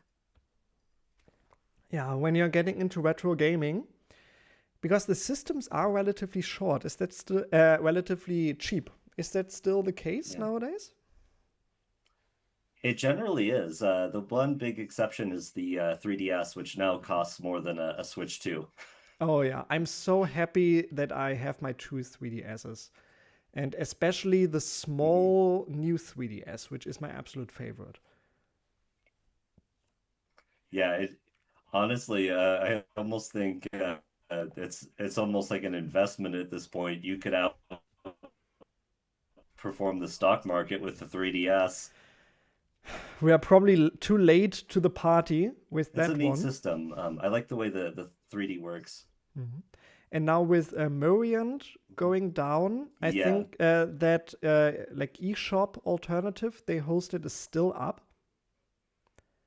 because you can install their app hmm on the 3DS Yeah, the and 8 shop. yeah, exactly, and download all of the games very easily. I wonder if that going down would have negatively affected the prices.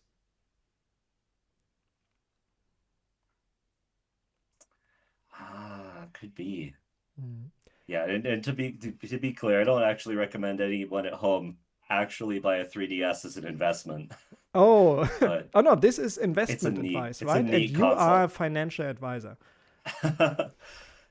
Actually, I worked very closely with financial advisors for a while at a financial institution, and I got to do a little bit of analyzing stocks, which was pretty neat. So you say you definitely recommend investing into 3DS consoles? Just to have that on Oh, tape here right now. absolutely. And and Dreamcasts, especially buy ones with lots of scratches and issues that suggest that it might break at any moment. Oh yeah, if the disk drive goes, that's the one you want. Yes, absolutely. Yeah, but the consoles are all relatively cheap. But if you want to go into retro gaming, back then it would have been even cheaper. But nowadays you can get them for next to nothing. The games it gets hard. Yeah, especially if it's something that it's kind of a hidden gem. Didn't sell that well, but people really want it these days.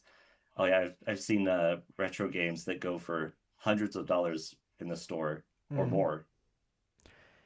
And I saw there has been some news making the rounds recently that all the Wii U's are dying now. Do you have some insight on that? Because I have just heard there, like the amount of videos recommended to me saying your Wii U is dying have increased recently.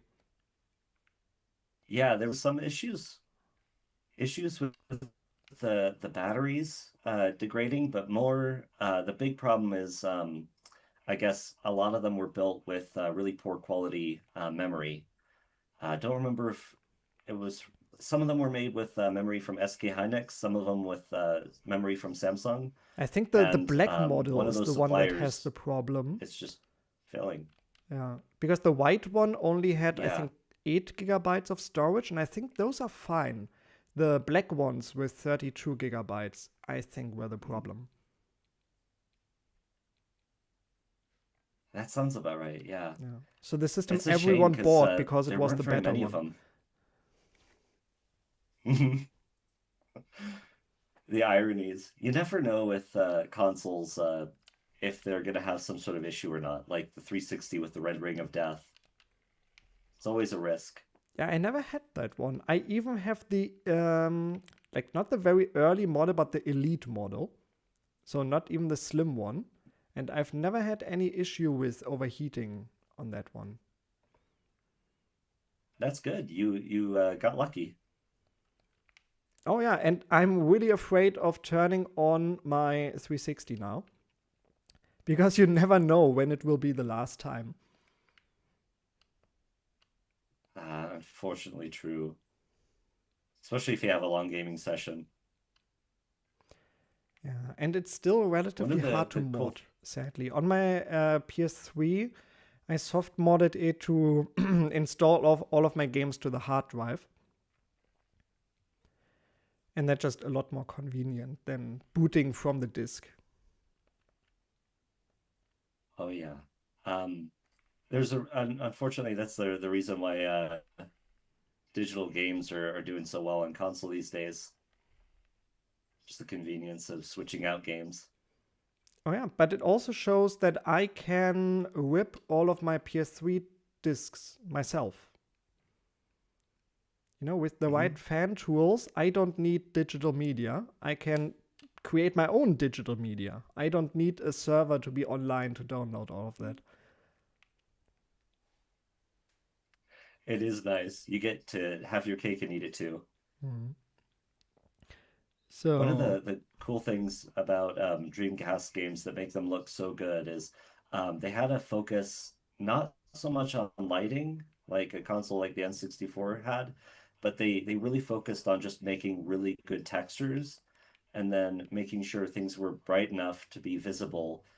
And it really holds up very well. The textures in this game, compared to something like a PlayStation 1, is just incredible. let's take a minute here and say goodbye to Vampire Gimp Mask in the chat because that person needs to leave right now. Thank you very much for watching and hanging out for so long. Okay. But yeah, the Dreamcast, Have a even nice though the day, lighting. Empire. Oh, sorry.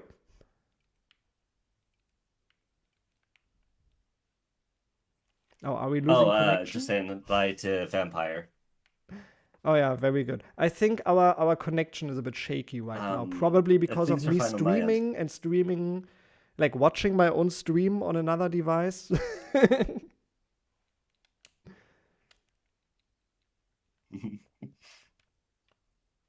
Oh, I accidentally did an amazing speedrunning strat right here, because you can skip a huge part of the level simply by pressing right in the right location.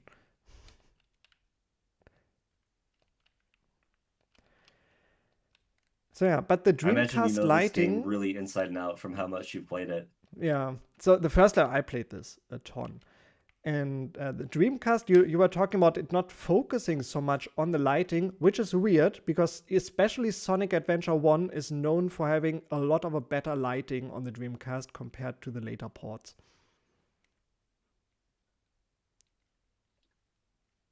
Interesting. Yeah, I mean, the it looks GameCube good. port is broken. But I guess, yeah, I remember there was the bridge, the water would flow over it That on the is one of the GameCube. big ones, yeah, with graphical glitches. But no, just the lighting in itself, it's a lot flatter in the GameCube port.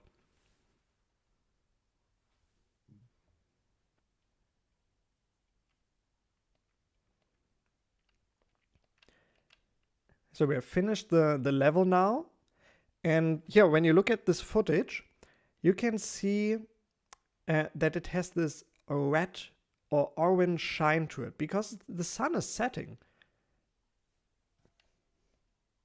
Mm-hmm.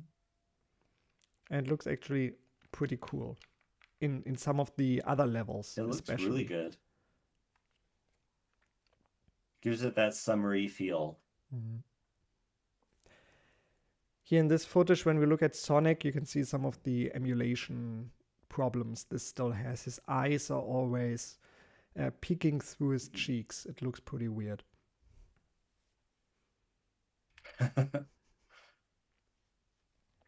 A good reason to buy the original hardware. Even though, because I'm You're on the getting Mac, the authentic intended experience. yeah, because I'm on the Mac, I can only use Flycast. I think there are better emulators on Windows and probably Linux as well. But on the Mac, we are Yeah, stuck with Flycast. that's unfortunate. I find Linux gets really good versions of all kinds of emulators because Linux is kind of the preferred operating system for programmers, for developers. Yeah, from what I've seen, all of the emulators people care about. They have Linux versions, yeah.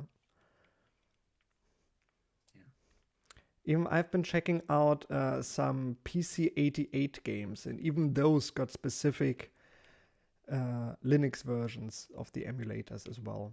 So probably because the developers of them they're already at home on Linux, so they want to make their own versions.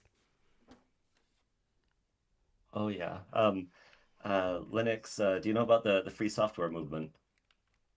I'm not sure. Can you explain? Okay.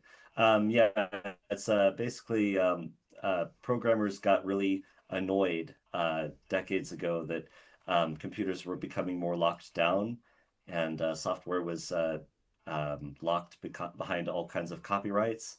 So there was kind of a pushback against that, and Linux was part of that push. I even It's know. kind of a cultural thing. Yeah, even some of our like states here in Germany, one of them completely switched over to open source software now. They canceled their Yeah. contracts with Microsoft for Office, and they now use LibreOffice for everything. Mhm. It's a good decision. It saves a bunch of money. Yeah, it does. I mean, LibreOffice, I had to use it for work a bunch, and I don't like it.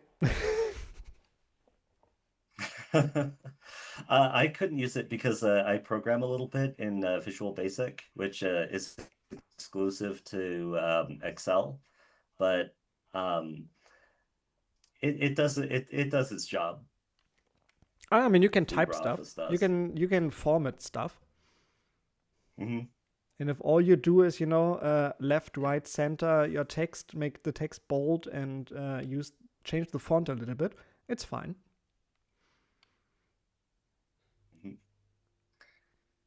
I wonder why they didn't go with the Google Office products, because that has a really good service with cloud integration. Yeah, sure. But probably an uh, thing about data protection there, that they don't want all of the Oh yeah, uh, state information on a Google server somewhere, because I don't think you can save it's locally true. or on a local server with Google, and you can with Office. That's yeah, I think that's right. Maybe if you were running Chrome, I don't know. I'm not sure about that. I've used Chrome OS for a few courses in the past. Mhm. And if you have an internet connection, everything works fine. I sometimes have to teach in areas where we don't have an internet connection, or at least not a stable one. And without an internet connection, you're just out of luck. Mhm. Wow. Teaching in areas, so you travel around? So I go to different areas, like for like in workshops for handicapped people. For example, I do a lot of courses in there. That's pretty neat. Yeah, it's a fun job. I like it. Yeah. Definitely gives you another perspective on life when you see the Mhm. situations other people have to live with every day. Yeah, I imagine lots of work with people from other, well, basically almost exclusively working with people from other countries. Oh, that's Or no, fascinating sorry, too. you're Yeah. an English teacher, not a German teacher. No, you're so actually what would be the mix? Because you're teaching English, not German. So you work more with Germans or more with foreigners? Oh, with Germans mainly. I did some German courses as well with people who came here to work for a couple of months, for internships. And part of that was a German course. I did that in the past, but not so much anymore. I mainly work with Germans now, either teaching English or doing other basic stuff. Yeah, I do literacy courses where I teach dyslexic, not dyslexic. What was it? Like a person who can't read or write in English. That's not dyslexic. Yeah, that's not doesn't know the language. Oh no, the person knows the language. They just can't read or write. And there's a word for it in English too. Oh, I don't know. Not literate, I guess. Yeah, non-literate people. I'm not sure. Illiterate people. Illiteracy is the word for it, right? Illiterate people. So I work with illiteracy, people, and teaching them how to read and write. Because after... And you teach them good cursive. No, not so much about cursive. After the reunification of Germany, a lot of people were, well, let's say, left behind. People from former Eastern Germany who now had to fit into the new system, the new school system, had problems with that, didn't receive the support, and never learned how to read.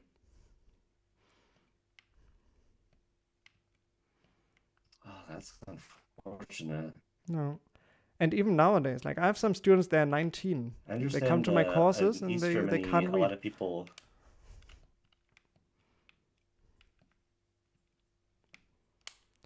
Oh, that's really unfortunate.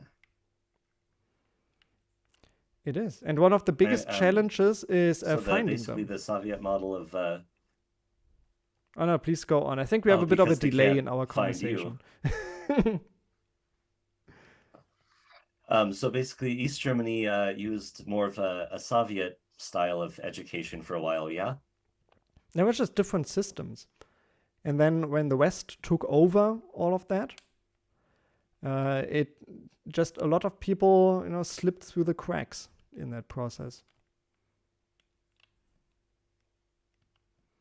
And they didn't want to go to school or couldn't, and nobody cared.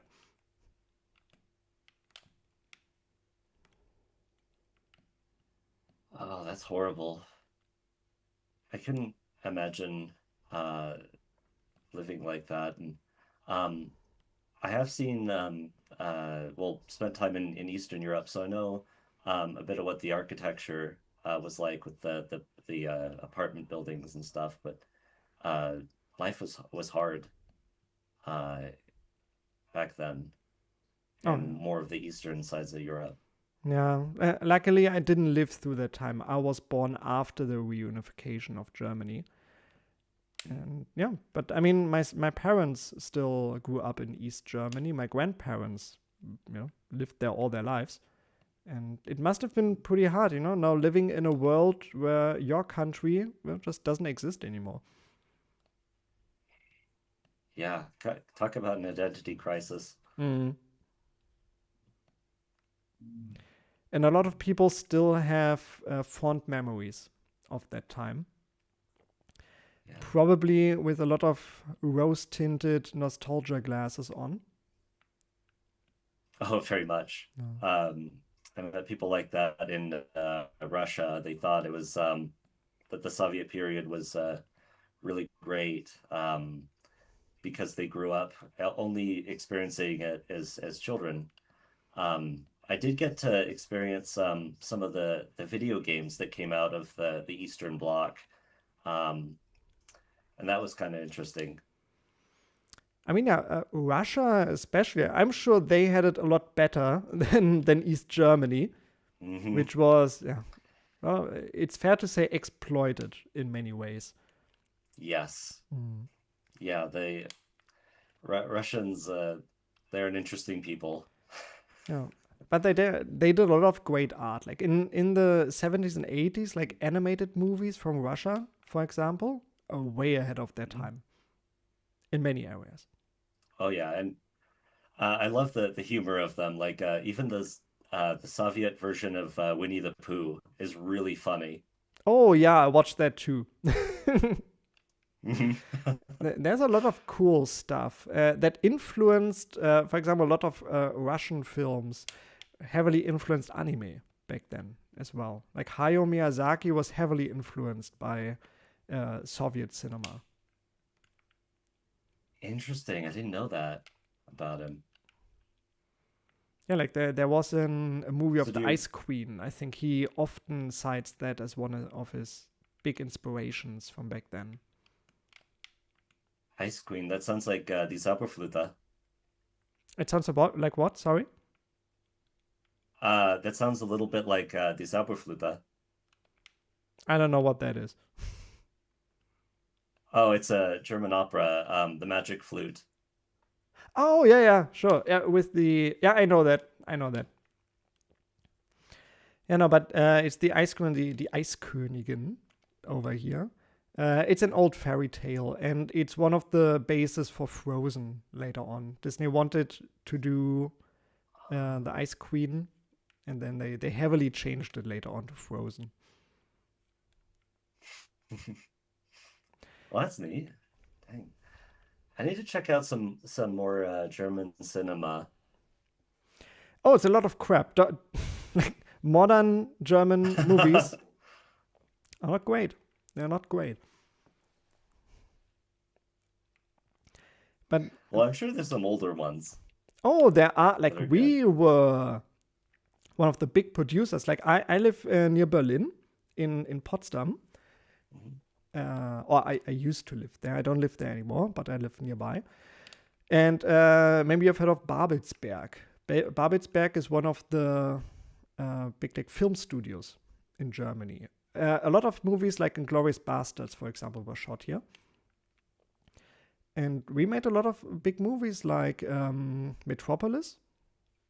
You may have heard of Metropolis. Yeah. Back in the silent era, Germany was very big. And then, of course, having been destroyed through 2 world wars, we didn't make it very far when it comes to movies afterwards. Even though we had great directors like Werner Herzog, for example, Germany has brought out some big names in the industry. Uwe Boll. Yeah. Oh, and Werner Herzog, his voice is amazing. People love his accent. Oh yeah, he's well known internationally.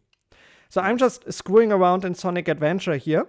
So we will stop this part of the stream, and then we'll move over to the final part of watching old YouTube videos about the Dreamcast, because I grew up back in the year like 2010 watching a lot of old YouTube videos, and I want to share that experience with all of you.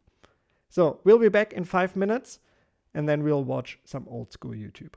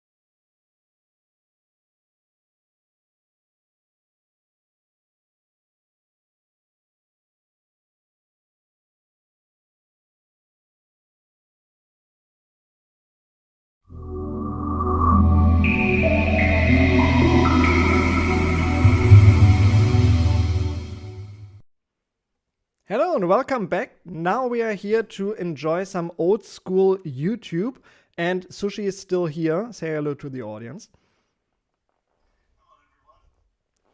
Perfect. So you should be, oh no, actually something deleted your audio. Give me 1 second. I can make that work. We do audio. 1 moment. Editing. Live on stream. We are doing... Here we go. All right, can you say something again? Hello, everybody. Perfect. Here we go. Okay, people should be able to hear you again. Sadly, we cannot see your face anymore because I can't make it work with our streaming situation right now. But if you want to share something with the audience while watching these videos, we'll be happy to listen. So excellent. I got a few YouTube channels from back in around 2010 is the time period I chose, because that's when I got into retro gaming and I got into the Dreamcast. We are looking at a video by Adam Koralik, who is very well known in the Dreamcast scene. Then we are talking about Happy Console Gamer, and we are watching his Dreamcast video. Then Gamester81, then Classic Game Room, and then Hard for Games. Now, Sushi, as someone very new to the retro gaming and YouTubing scene, are any of these names familiar to you? Nope, not a single one. Not a single one. Okay, so I'll be showing you some old school YouTube right here. The first one is Adam Koralik. And Adam Koralik is actually a personal buddy of mine. So last time he was in Berlin, we hung out. We have hung out 2 times actually so far. He travels a lot. He is always jet-setting around the world. And he does a lot of Dreamcast content and Shenmue content. And way back in the day, I discovered his channel by his Dreamcast videos. He made videos about basically any peripheral the Dreamcast had to offer. So on here, we can see, and he made videos about the keyboard and so on. So, some of these only a minute long, but you have to remember, back in the day, sometimes you couldn't even find pictures of stuff. You know? So, I can't imagine that. Yeah.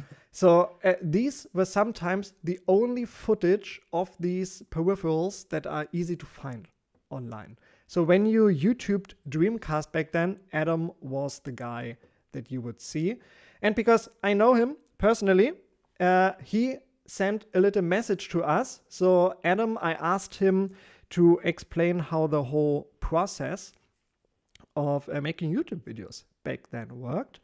And also about this video in particular that we are going to watch, the Neo Geo Pocket Color link cable for the Dreamcast, because this was the first video I watched from him.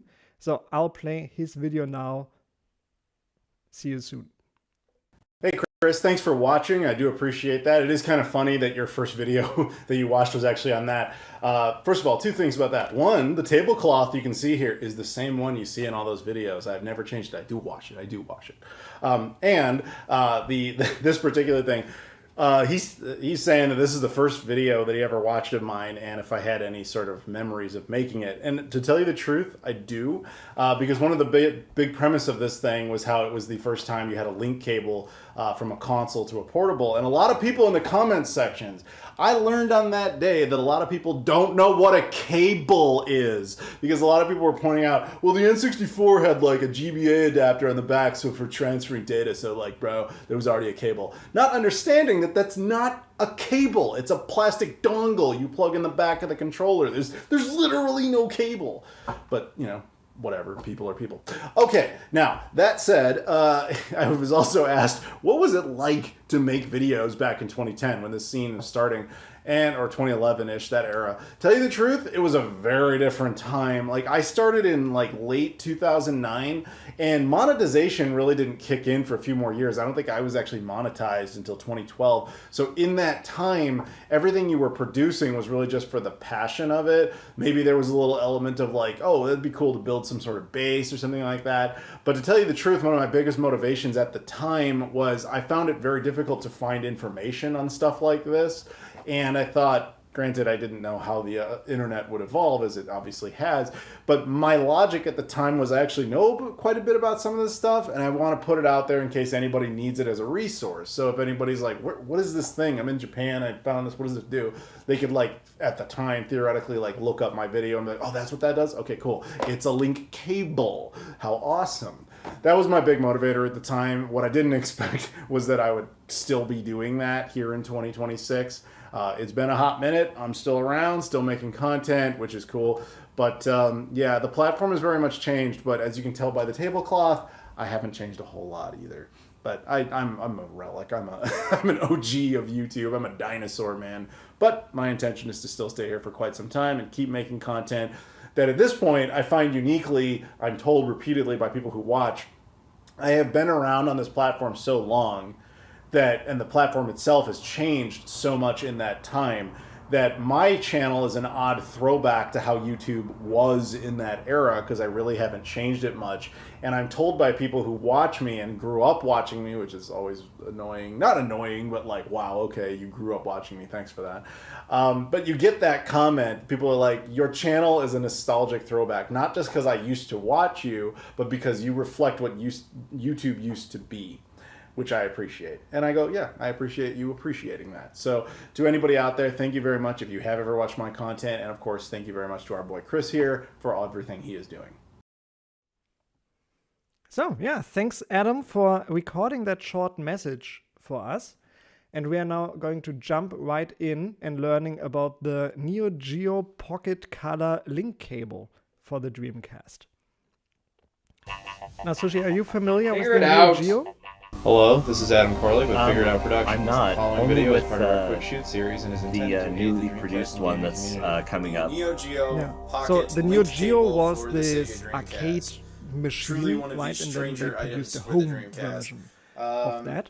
It's, I mean, And as I said, they it's a also link had a cable. little Game The Boy idea was that you would handheld link your Neo style Geo Pocket system. or Neo Geo Pocket Color And to because a Sega Sega Dreamcast. didn't have a handheld I'm of not their own, they had entirely a lot of certain how games this for came that thing. about. But my guess that's pretty neat. is So you got a that lot of I know that arcade ports. SNK and Sega were, Yes, you know, they were and kind of then tight for a they while. ported. SNK let was me doing a try lot of to- support for the Dreamcast and I think Sega we're in general. trying to turn down And it the was volume probably, of the video idea here, so was we can just talk well, all that. You've got a handheld. We got a So, system. yeah, and Let's, there was actually this let's link link them together. cable Now, that I do linked think, I'm not the certain of Dreamcast this, to the but Neo Geo I know Pocket that for Nintendo, that. I don't think ever came up with that idea. In That's all pretty the years neat. they What did could this, you do they with never did that? with any version of the Game Boy versus any mostly of the other unlock consoles until characters. the I think GameCube a lot of and the Game Boy the Advance, they were able to SNK do that. arcade That was at least like 2 or ports, 3 years after this. I think, So it is kind of had strange that unlockable It took characters 2 hardware manufacturers when to you come up with this idea as opposed to connected one. them to But their whatever, original 'cause, version at the of. time, SNK didn't like have their Neo a Geo competing, version. It's not really console, a port, and Sega did but not they're have a competing equivalent. handheld, so it kind of made sense. Okay. But at the same time, it's just about as useful as the Game Boy Advance. And it was link cable, fascinating. which is I mean, pretty much you're useless. seeing It this supports video a couple here, of right? games, There's but we'll nothing look at it in a happening. moment. on So here. look at the box here. It's This is point only and released in shoot Japan. camera I'm not on sure the if I said that, table, but if I did, well, I repeated myself, I don't just care. showing a box and a Box, cable, front, not even in side, action. back, other side, You know, bottom. he's not top. plugging this Yeah. into a Dreamcast in this video. Cable itself. No, and he doesn't have those This is one of crazy those things dynamic that shots uses the with serial port. this heavy Very editing. rare. A It hydraulic really cable. is that old school YouTube. On the Yeah. back it says SNK. And it's like, front it says SNK. this got clicks Made in back then. Japan. Nowhere Yeah. on this thing does it appear to actually say Sega 43,000 anywhere. So I'm guessing, clicks. yeah, Sega just kind of. Yeah, it even I says kind of there, miss this SNK, era of Neo Geo. YouTube. Oh, me Yeah. too. Just I give don't the get- Sega information. obviously Keep authorized it this, simple. but, Yeah. clearly weren't the It ones is that made quite it, fun. 'cause And this I was really the only enjoy place that going through these any old Sega-related playlists of information stuff from back is on then. the box. And just Or putting on it but down yeah. on the So you background. take your Dreamcast console,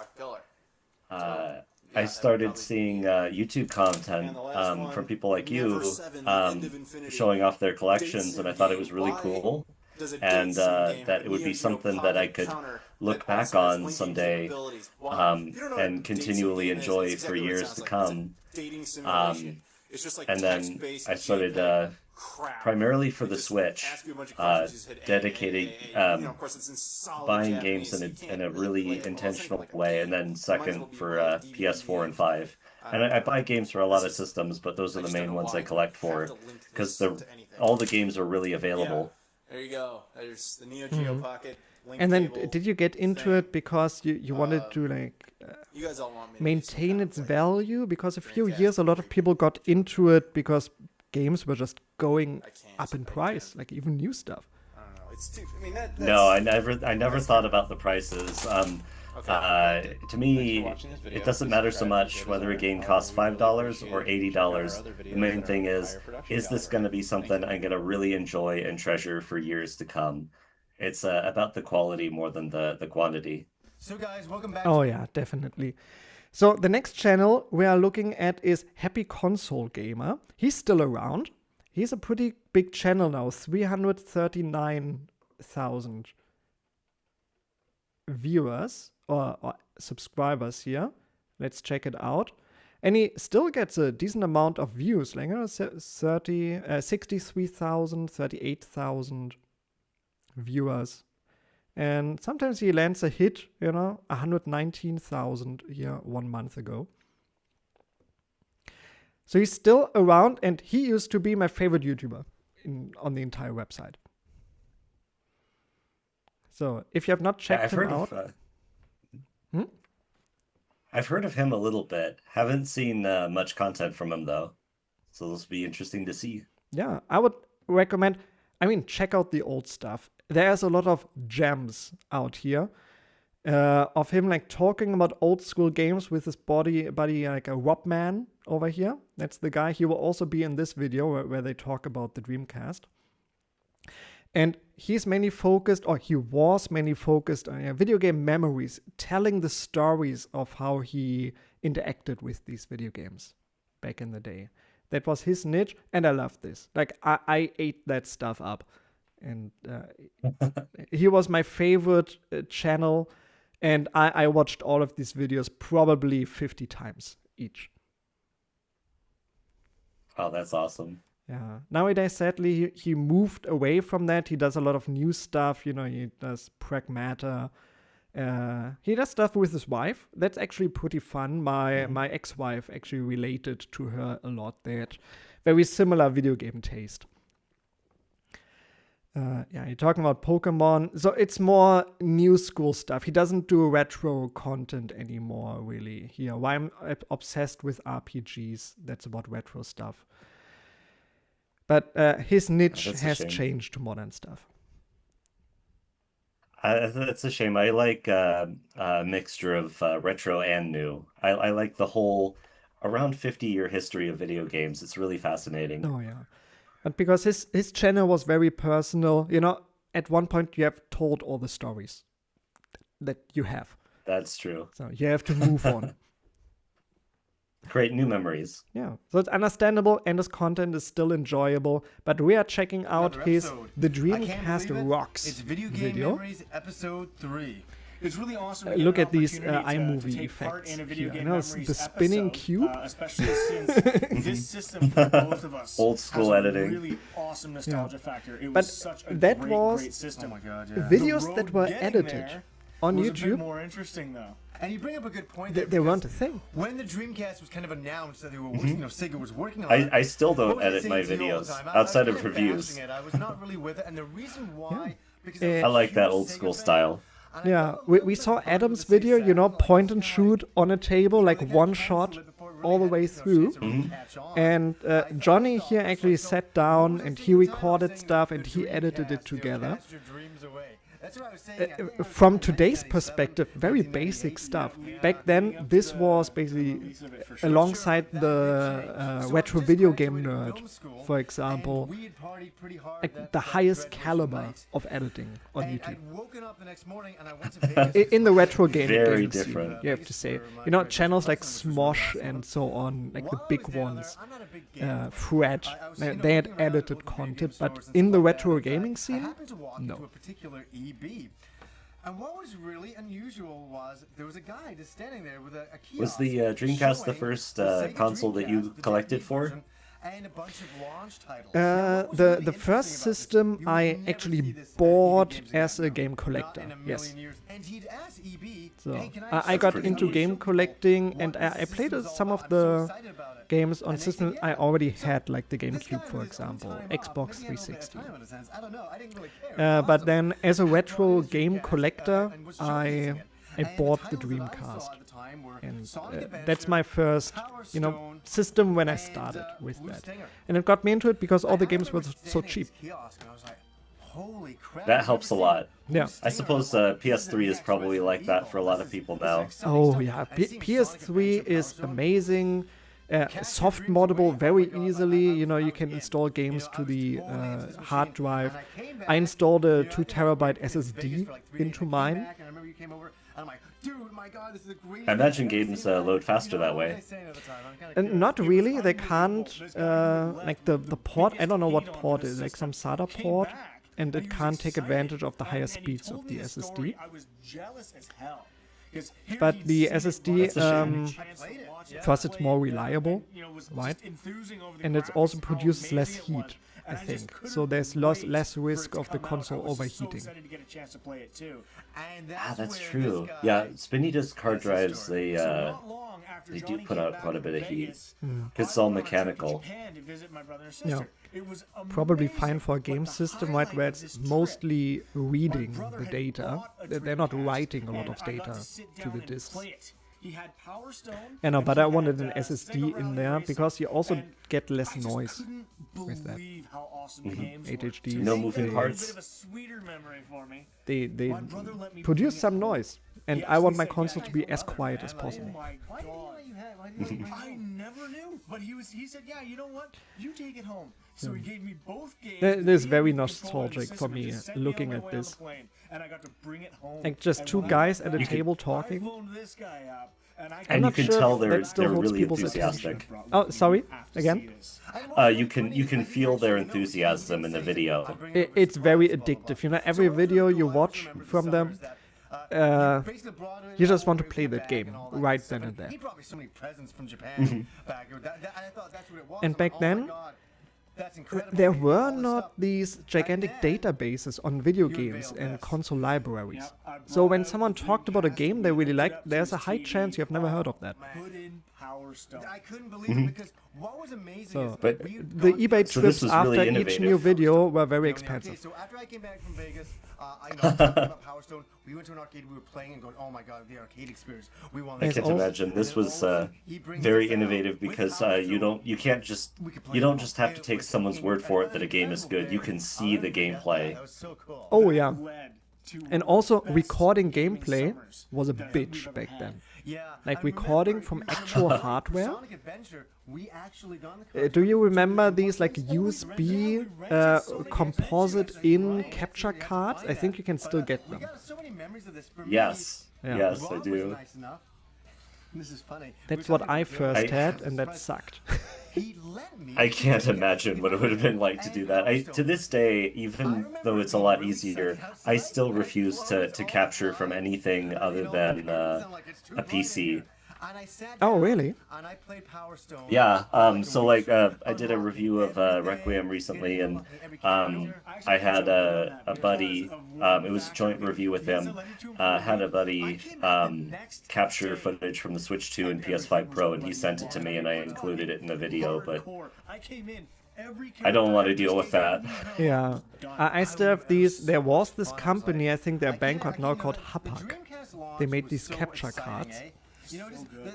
And I still have them. I still use them because I have no need for newer ones.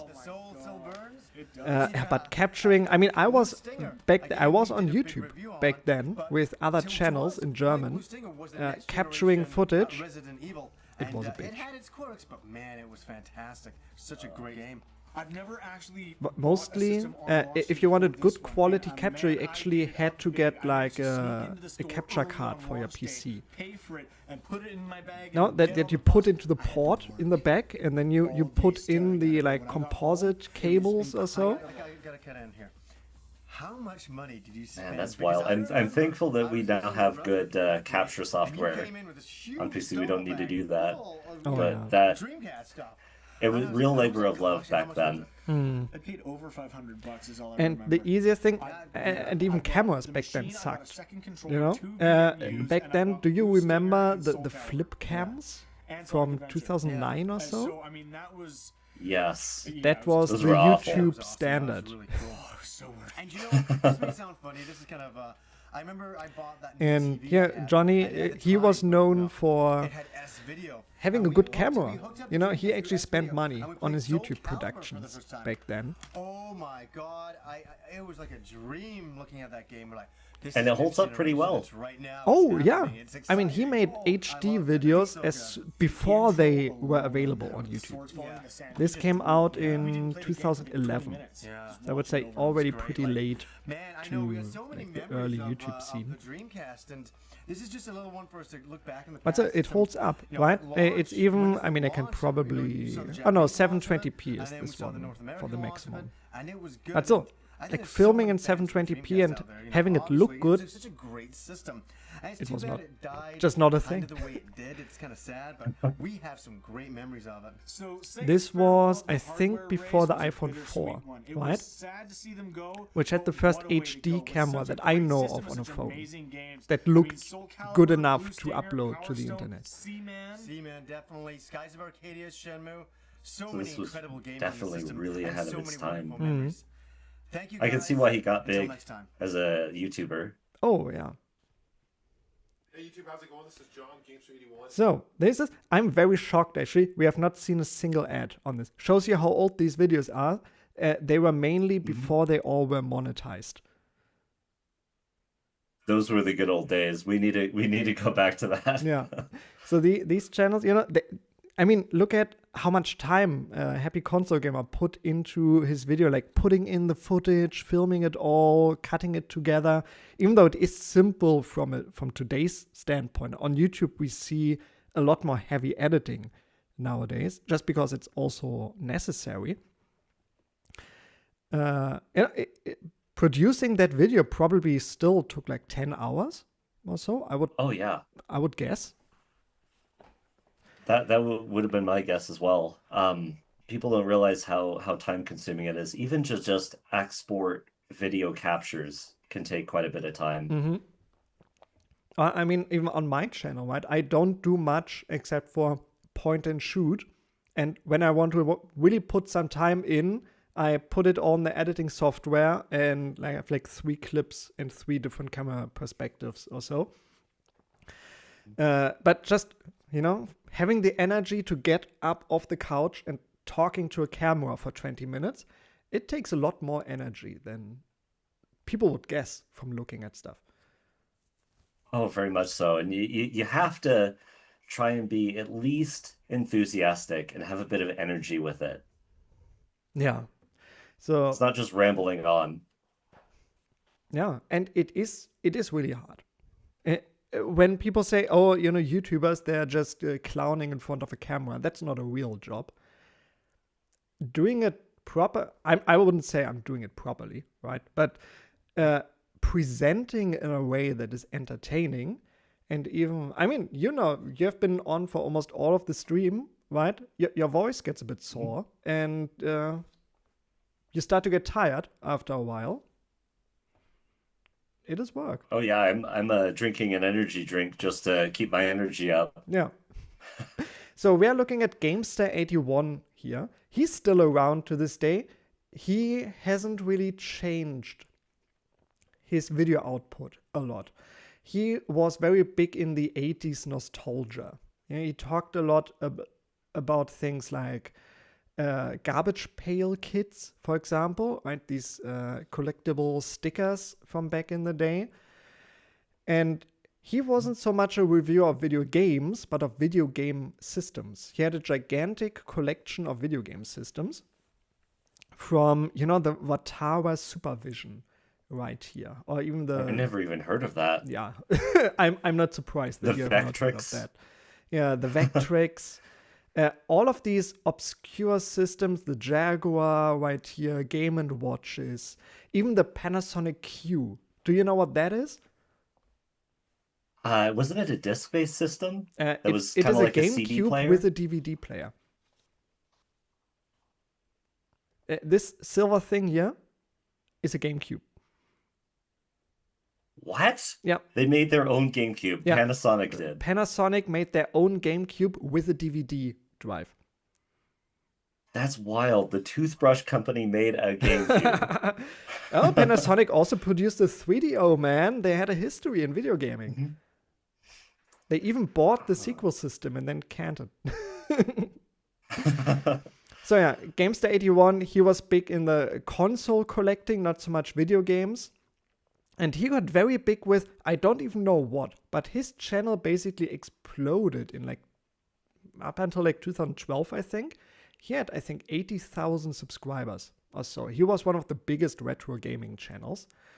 And then, you know, YouTube changed and he didn't go with the times, which I love. I love it.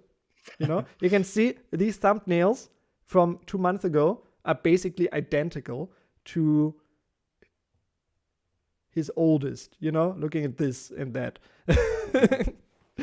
So he hasn't changed. It doesn't really work on YouTube anymore. And for him, I think it's more of a hobby. He gets like 224 in 1 hour, 1,000 views, 2.7 thousand views for a 104,000 subscriber channel. Shows you that his focus is just on other stuff in his life. Yeah. We all have lives to live. Yeah. And here we're going to listen to him. We are probably going to skip through this. It's a bit of a longer video. We're going to listen to him talk about the Dreamcast and the Dreamcast. Have you heard of the Dreamcast before? Nope. It was a Chinese clone of the Dreamcast with a built-in screen, like one of these flip screens, like a DVD player. Whoa. Yeah. Did it work with all the same games? Yes. I'm not like the light gun games. I'm not sure. I don't think it was like an LCD screen. I don't think it worked with light gun games.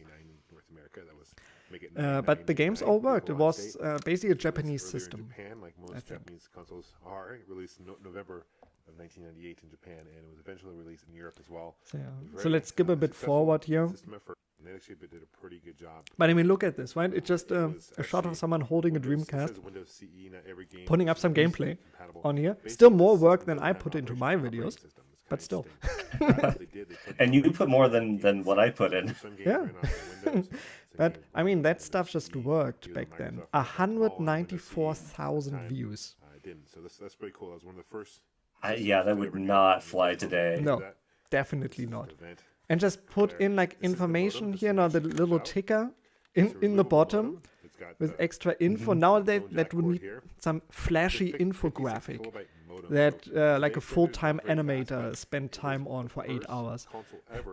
That you could play games online. Yeah. Actually, I don't even remember anything like the ticker tape in videos back in the day. Nintendo had it as well, where you can download. I mean, it was often an easy way to put information there. So that's cool. You can actually take it out. And I think it was built into most editing programs. In other markets, there were actually the modem was built in. And in other markets, the modem was much slower. So I guess people were trying to copy the TV programming from the time because that's what was available to copy. Yeah. And I mean, I don't know if you know this, but the reason why YouTube was so scrappy, just a guy with a camcorder, basically, not even a digital one, often had like a tape they had to digitize into their computer system. Because all of the people with actual budget and production value, they had their own websites. They did not host their videos on YouTube. Okay, this is probably one of my favorite features of the game, the system. This is your controller. You got your analog stick right here. I kind of vaguely remember that a little bit. There was a big trend of trying to start your own website and make it big. Yeah. I did that back then. It didn't go big. No. Yeah, we all made our own websites. But now everything's so centered around social media.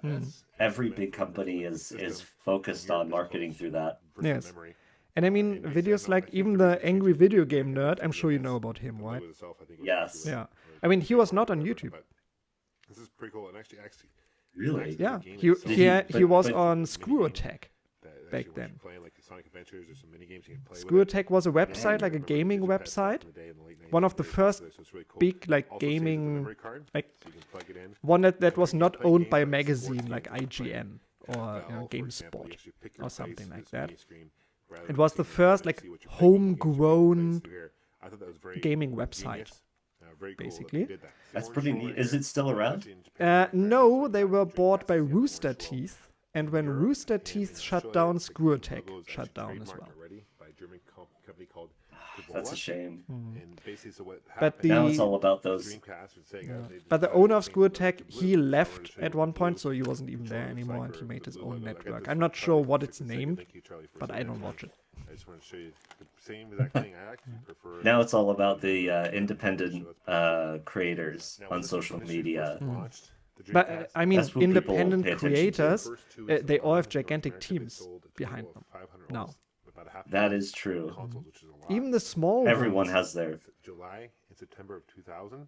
Everyone has an editor these days. Yeah. I guess that's why our videos are more old schools, because we don't have that. Yeah, nobody's changing our opinion here. But no, I actually have another channel that I operate professionally. And man, it's hard to make money on YouTube. House of the Dead. It also came with there's different accessories you have. There's a I keyboard, can't there's a imagine. keyboard, I've heard that the earlier where I showed ad you revenue the has Dead, really the dropped keyboard, off mouse, over the years. like a computer. Yeah. So So it's my like other that, channel is but actually also the very first education console, like I based. mentioned earlier, briefly. You could play And in education, you can do a lot of evergreen game actually came out content before that that was appears game in the called in Link Front search, Online. right? And So you're it's not actually a so speaker you plug into because the in retro radio gaming here, news, and the right? speaker If there's not a actually cool talks game each other coming out through the game, that so it's pretty people cool. want to hear about, Obviously, you don't have today, any news. But this is the front runner for consoles to ever do So that. you're a So Sega slave Dreamcast to really, the video game colors system to choose from. and the publishing Let me show system. you the rare So Dreamcast let's skip release forward. that had You know, it's colors just to choose here's from. 7 It's minutes of one that came holding with systems and showing gameplay and talking about it. It's amazing. I love it.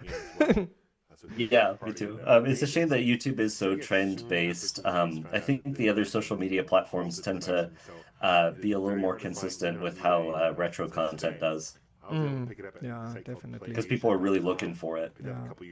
But just gaming content in YouTube, there's so much on it. Everything has been said, everything has been shown. I mean, back then channels like Adam grew big by showing a cable on camera. See the different sizes here. It's a little narrower. And nowadays, That like, is pretty everything has been wild. shown. There's nothing new anymore. Okay. As far as height goes, they're about equal. So it's a little bit more narrow. You can no longer present reason why it's information. nice You is have to that find a it's built cool in way as to well. It's present pretty cool. So information they took a modified nowadays, right? PS1 screen and they modified it to fit. That's retrofit, true. So this is the Dreamcast. Actually, I Dreamcast wouldn't- right here. Because it is I Dreamcast. guess you Oh, could that's pirate it that's a really small screen. clone, if you want to call it that. Mhm. It does I mean play the all I mean region-free LCD games, so screens you like can in play Japanese games like on here, you can play 2000 PAL games. They were Because it was relatively released in Hong Kong, expensive, right? power supply and Flat everything panel worked. screens Yeah. were not a thing It came with a pack right back here. then. I'm gonna show you. This is Good what it ones, came with. at least. This was not a good one. And notice the logo. No, LCDs have been junky for a long time. People still have a bit of a prejudice about them and really prefer other things like OLED. So Hmm. you actually hook it up. It came with a I card think charger LCDs as are well. fine now, It though, doesn't if run you off get a battery, good so one. you can't- They've gotten it has better, to be plugged in definitely. order to play, but Yeah. one thing it doesn't come It's with no is longer the between basically you can having a snap off shitty the LCD button and a there. plasma Also, that's it's not 10 doesn't years come old. with a built-in another Yeah. speaker for surround sound. This is your volume right here. So the Dreamcast, what Here's your killed headphone this jack, thing, so you first can of all, Sega sued them, of course, for producing clone Dreamcasts. Open, you're close. So let's power But it on. also apparently the video out is only composite. Let's power it on and see what. Oh yeah, and TVs were changing. Hmm. But this must have been awesome, and having a small screen. The PS1 had one. I think it was even an Controls official your screen, your Sony brightness, screen for the This is your PS1 music as that well. you could get. sound. Okay. So yeah, pretty cool. Let's see. Now some games on here, like if you're playing Typing the Dead, it's really hard to play because you can't. It's hard to see. Yeah, It's this is such the a small screen. Dreamcast. Other games like shooting games, like House of the Dead, for example, Dreamcast. you can't play because They even had, in order to not get sued, but you can the hook it up to, rectangular behind it, hook it up to your swirl. normal TV. That won't Compared to work the just fine. Dreamcast, If you're ever round on the road, one. it's pretty cool. So it's not technically portable, but it's Chinese knockoff products love to do those little twists to try and get around trademarks and stuff. Yeah, I think with the Dreamcast it didn't work. I think they got sued by really great game. Sega. Just the picture here. Yeah, which is understandable. I mean, this is clearly violating some patents. Yeah, definitely. You can lighter. So we are moving on to the next one. Definitely, it's a really cool fucking- Classic Game Room. That is not a name that rings a bell for you. Like, he has been Nope. off YouTube way before you joined, probably. Oh, definitely. And I was so focused on PC starting out as well that I missed out on so much. So the Classic Game Room, it was like some internet provider, I think, funded their retro gaming show for them. And it was the first online video game review show back in 1999.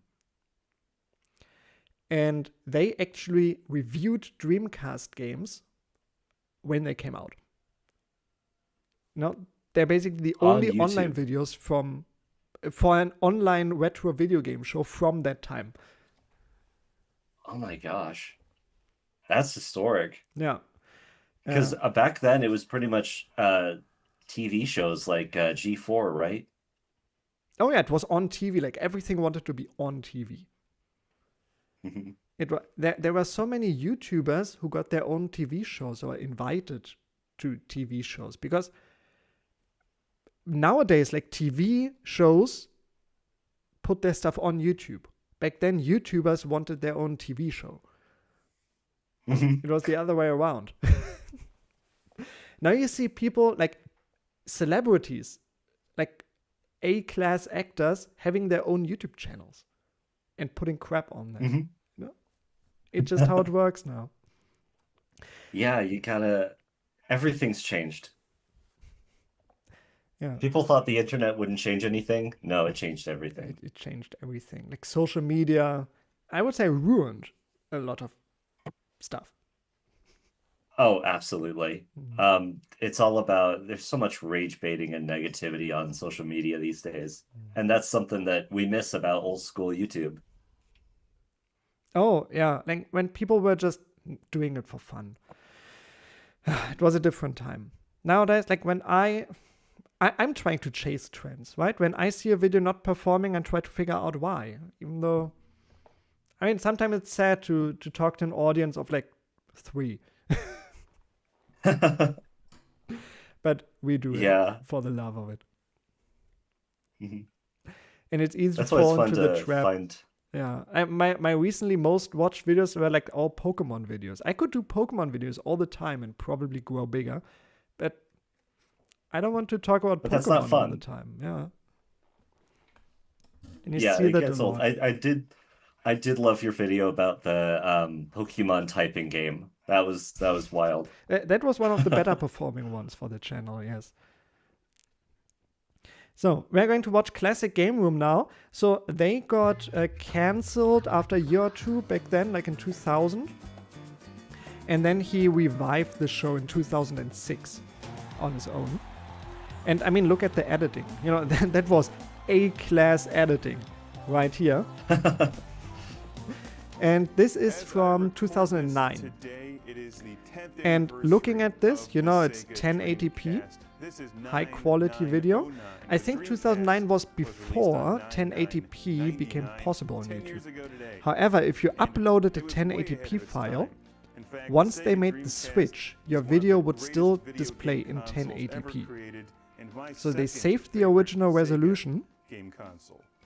So a lot of, when you look at, for example, do you remember Lonely Island, Jizz in My Pants? No. No? Okay, watch that. It's Lonely Island, you know, the comedy group. It's a video that's like, because it was made for TV, shockingly high quality for like 2008 YouTube.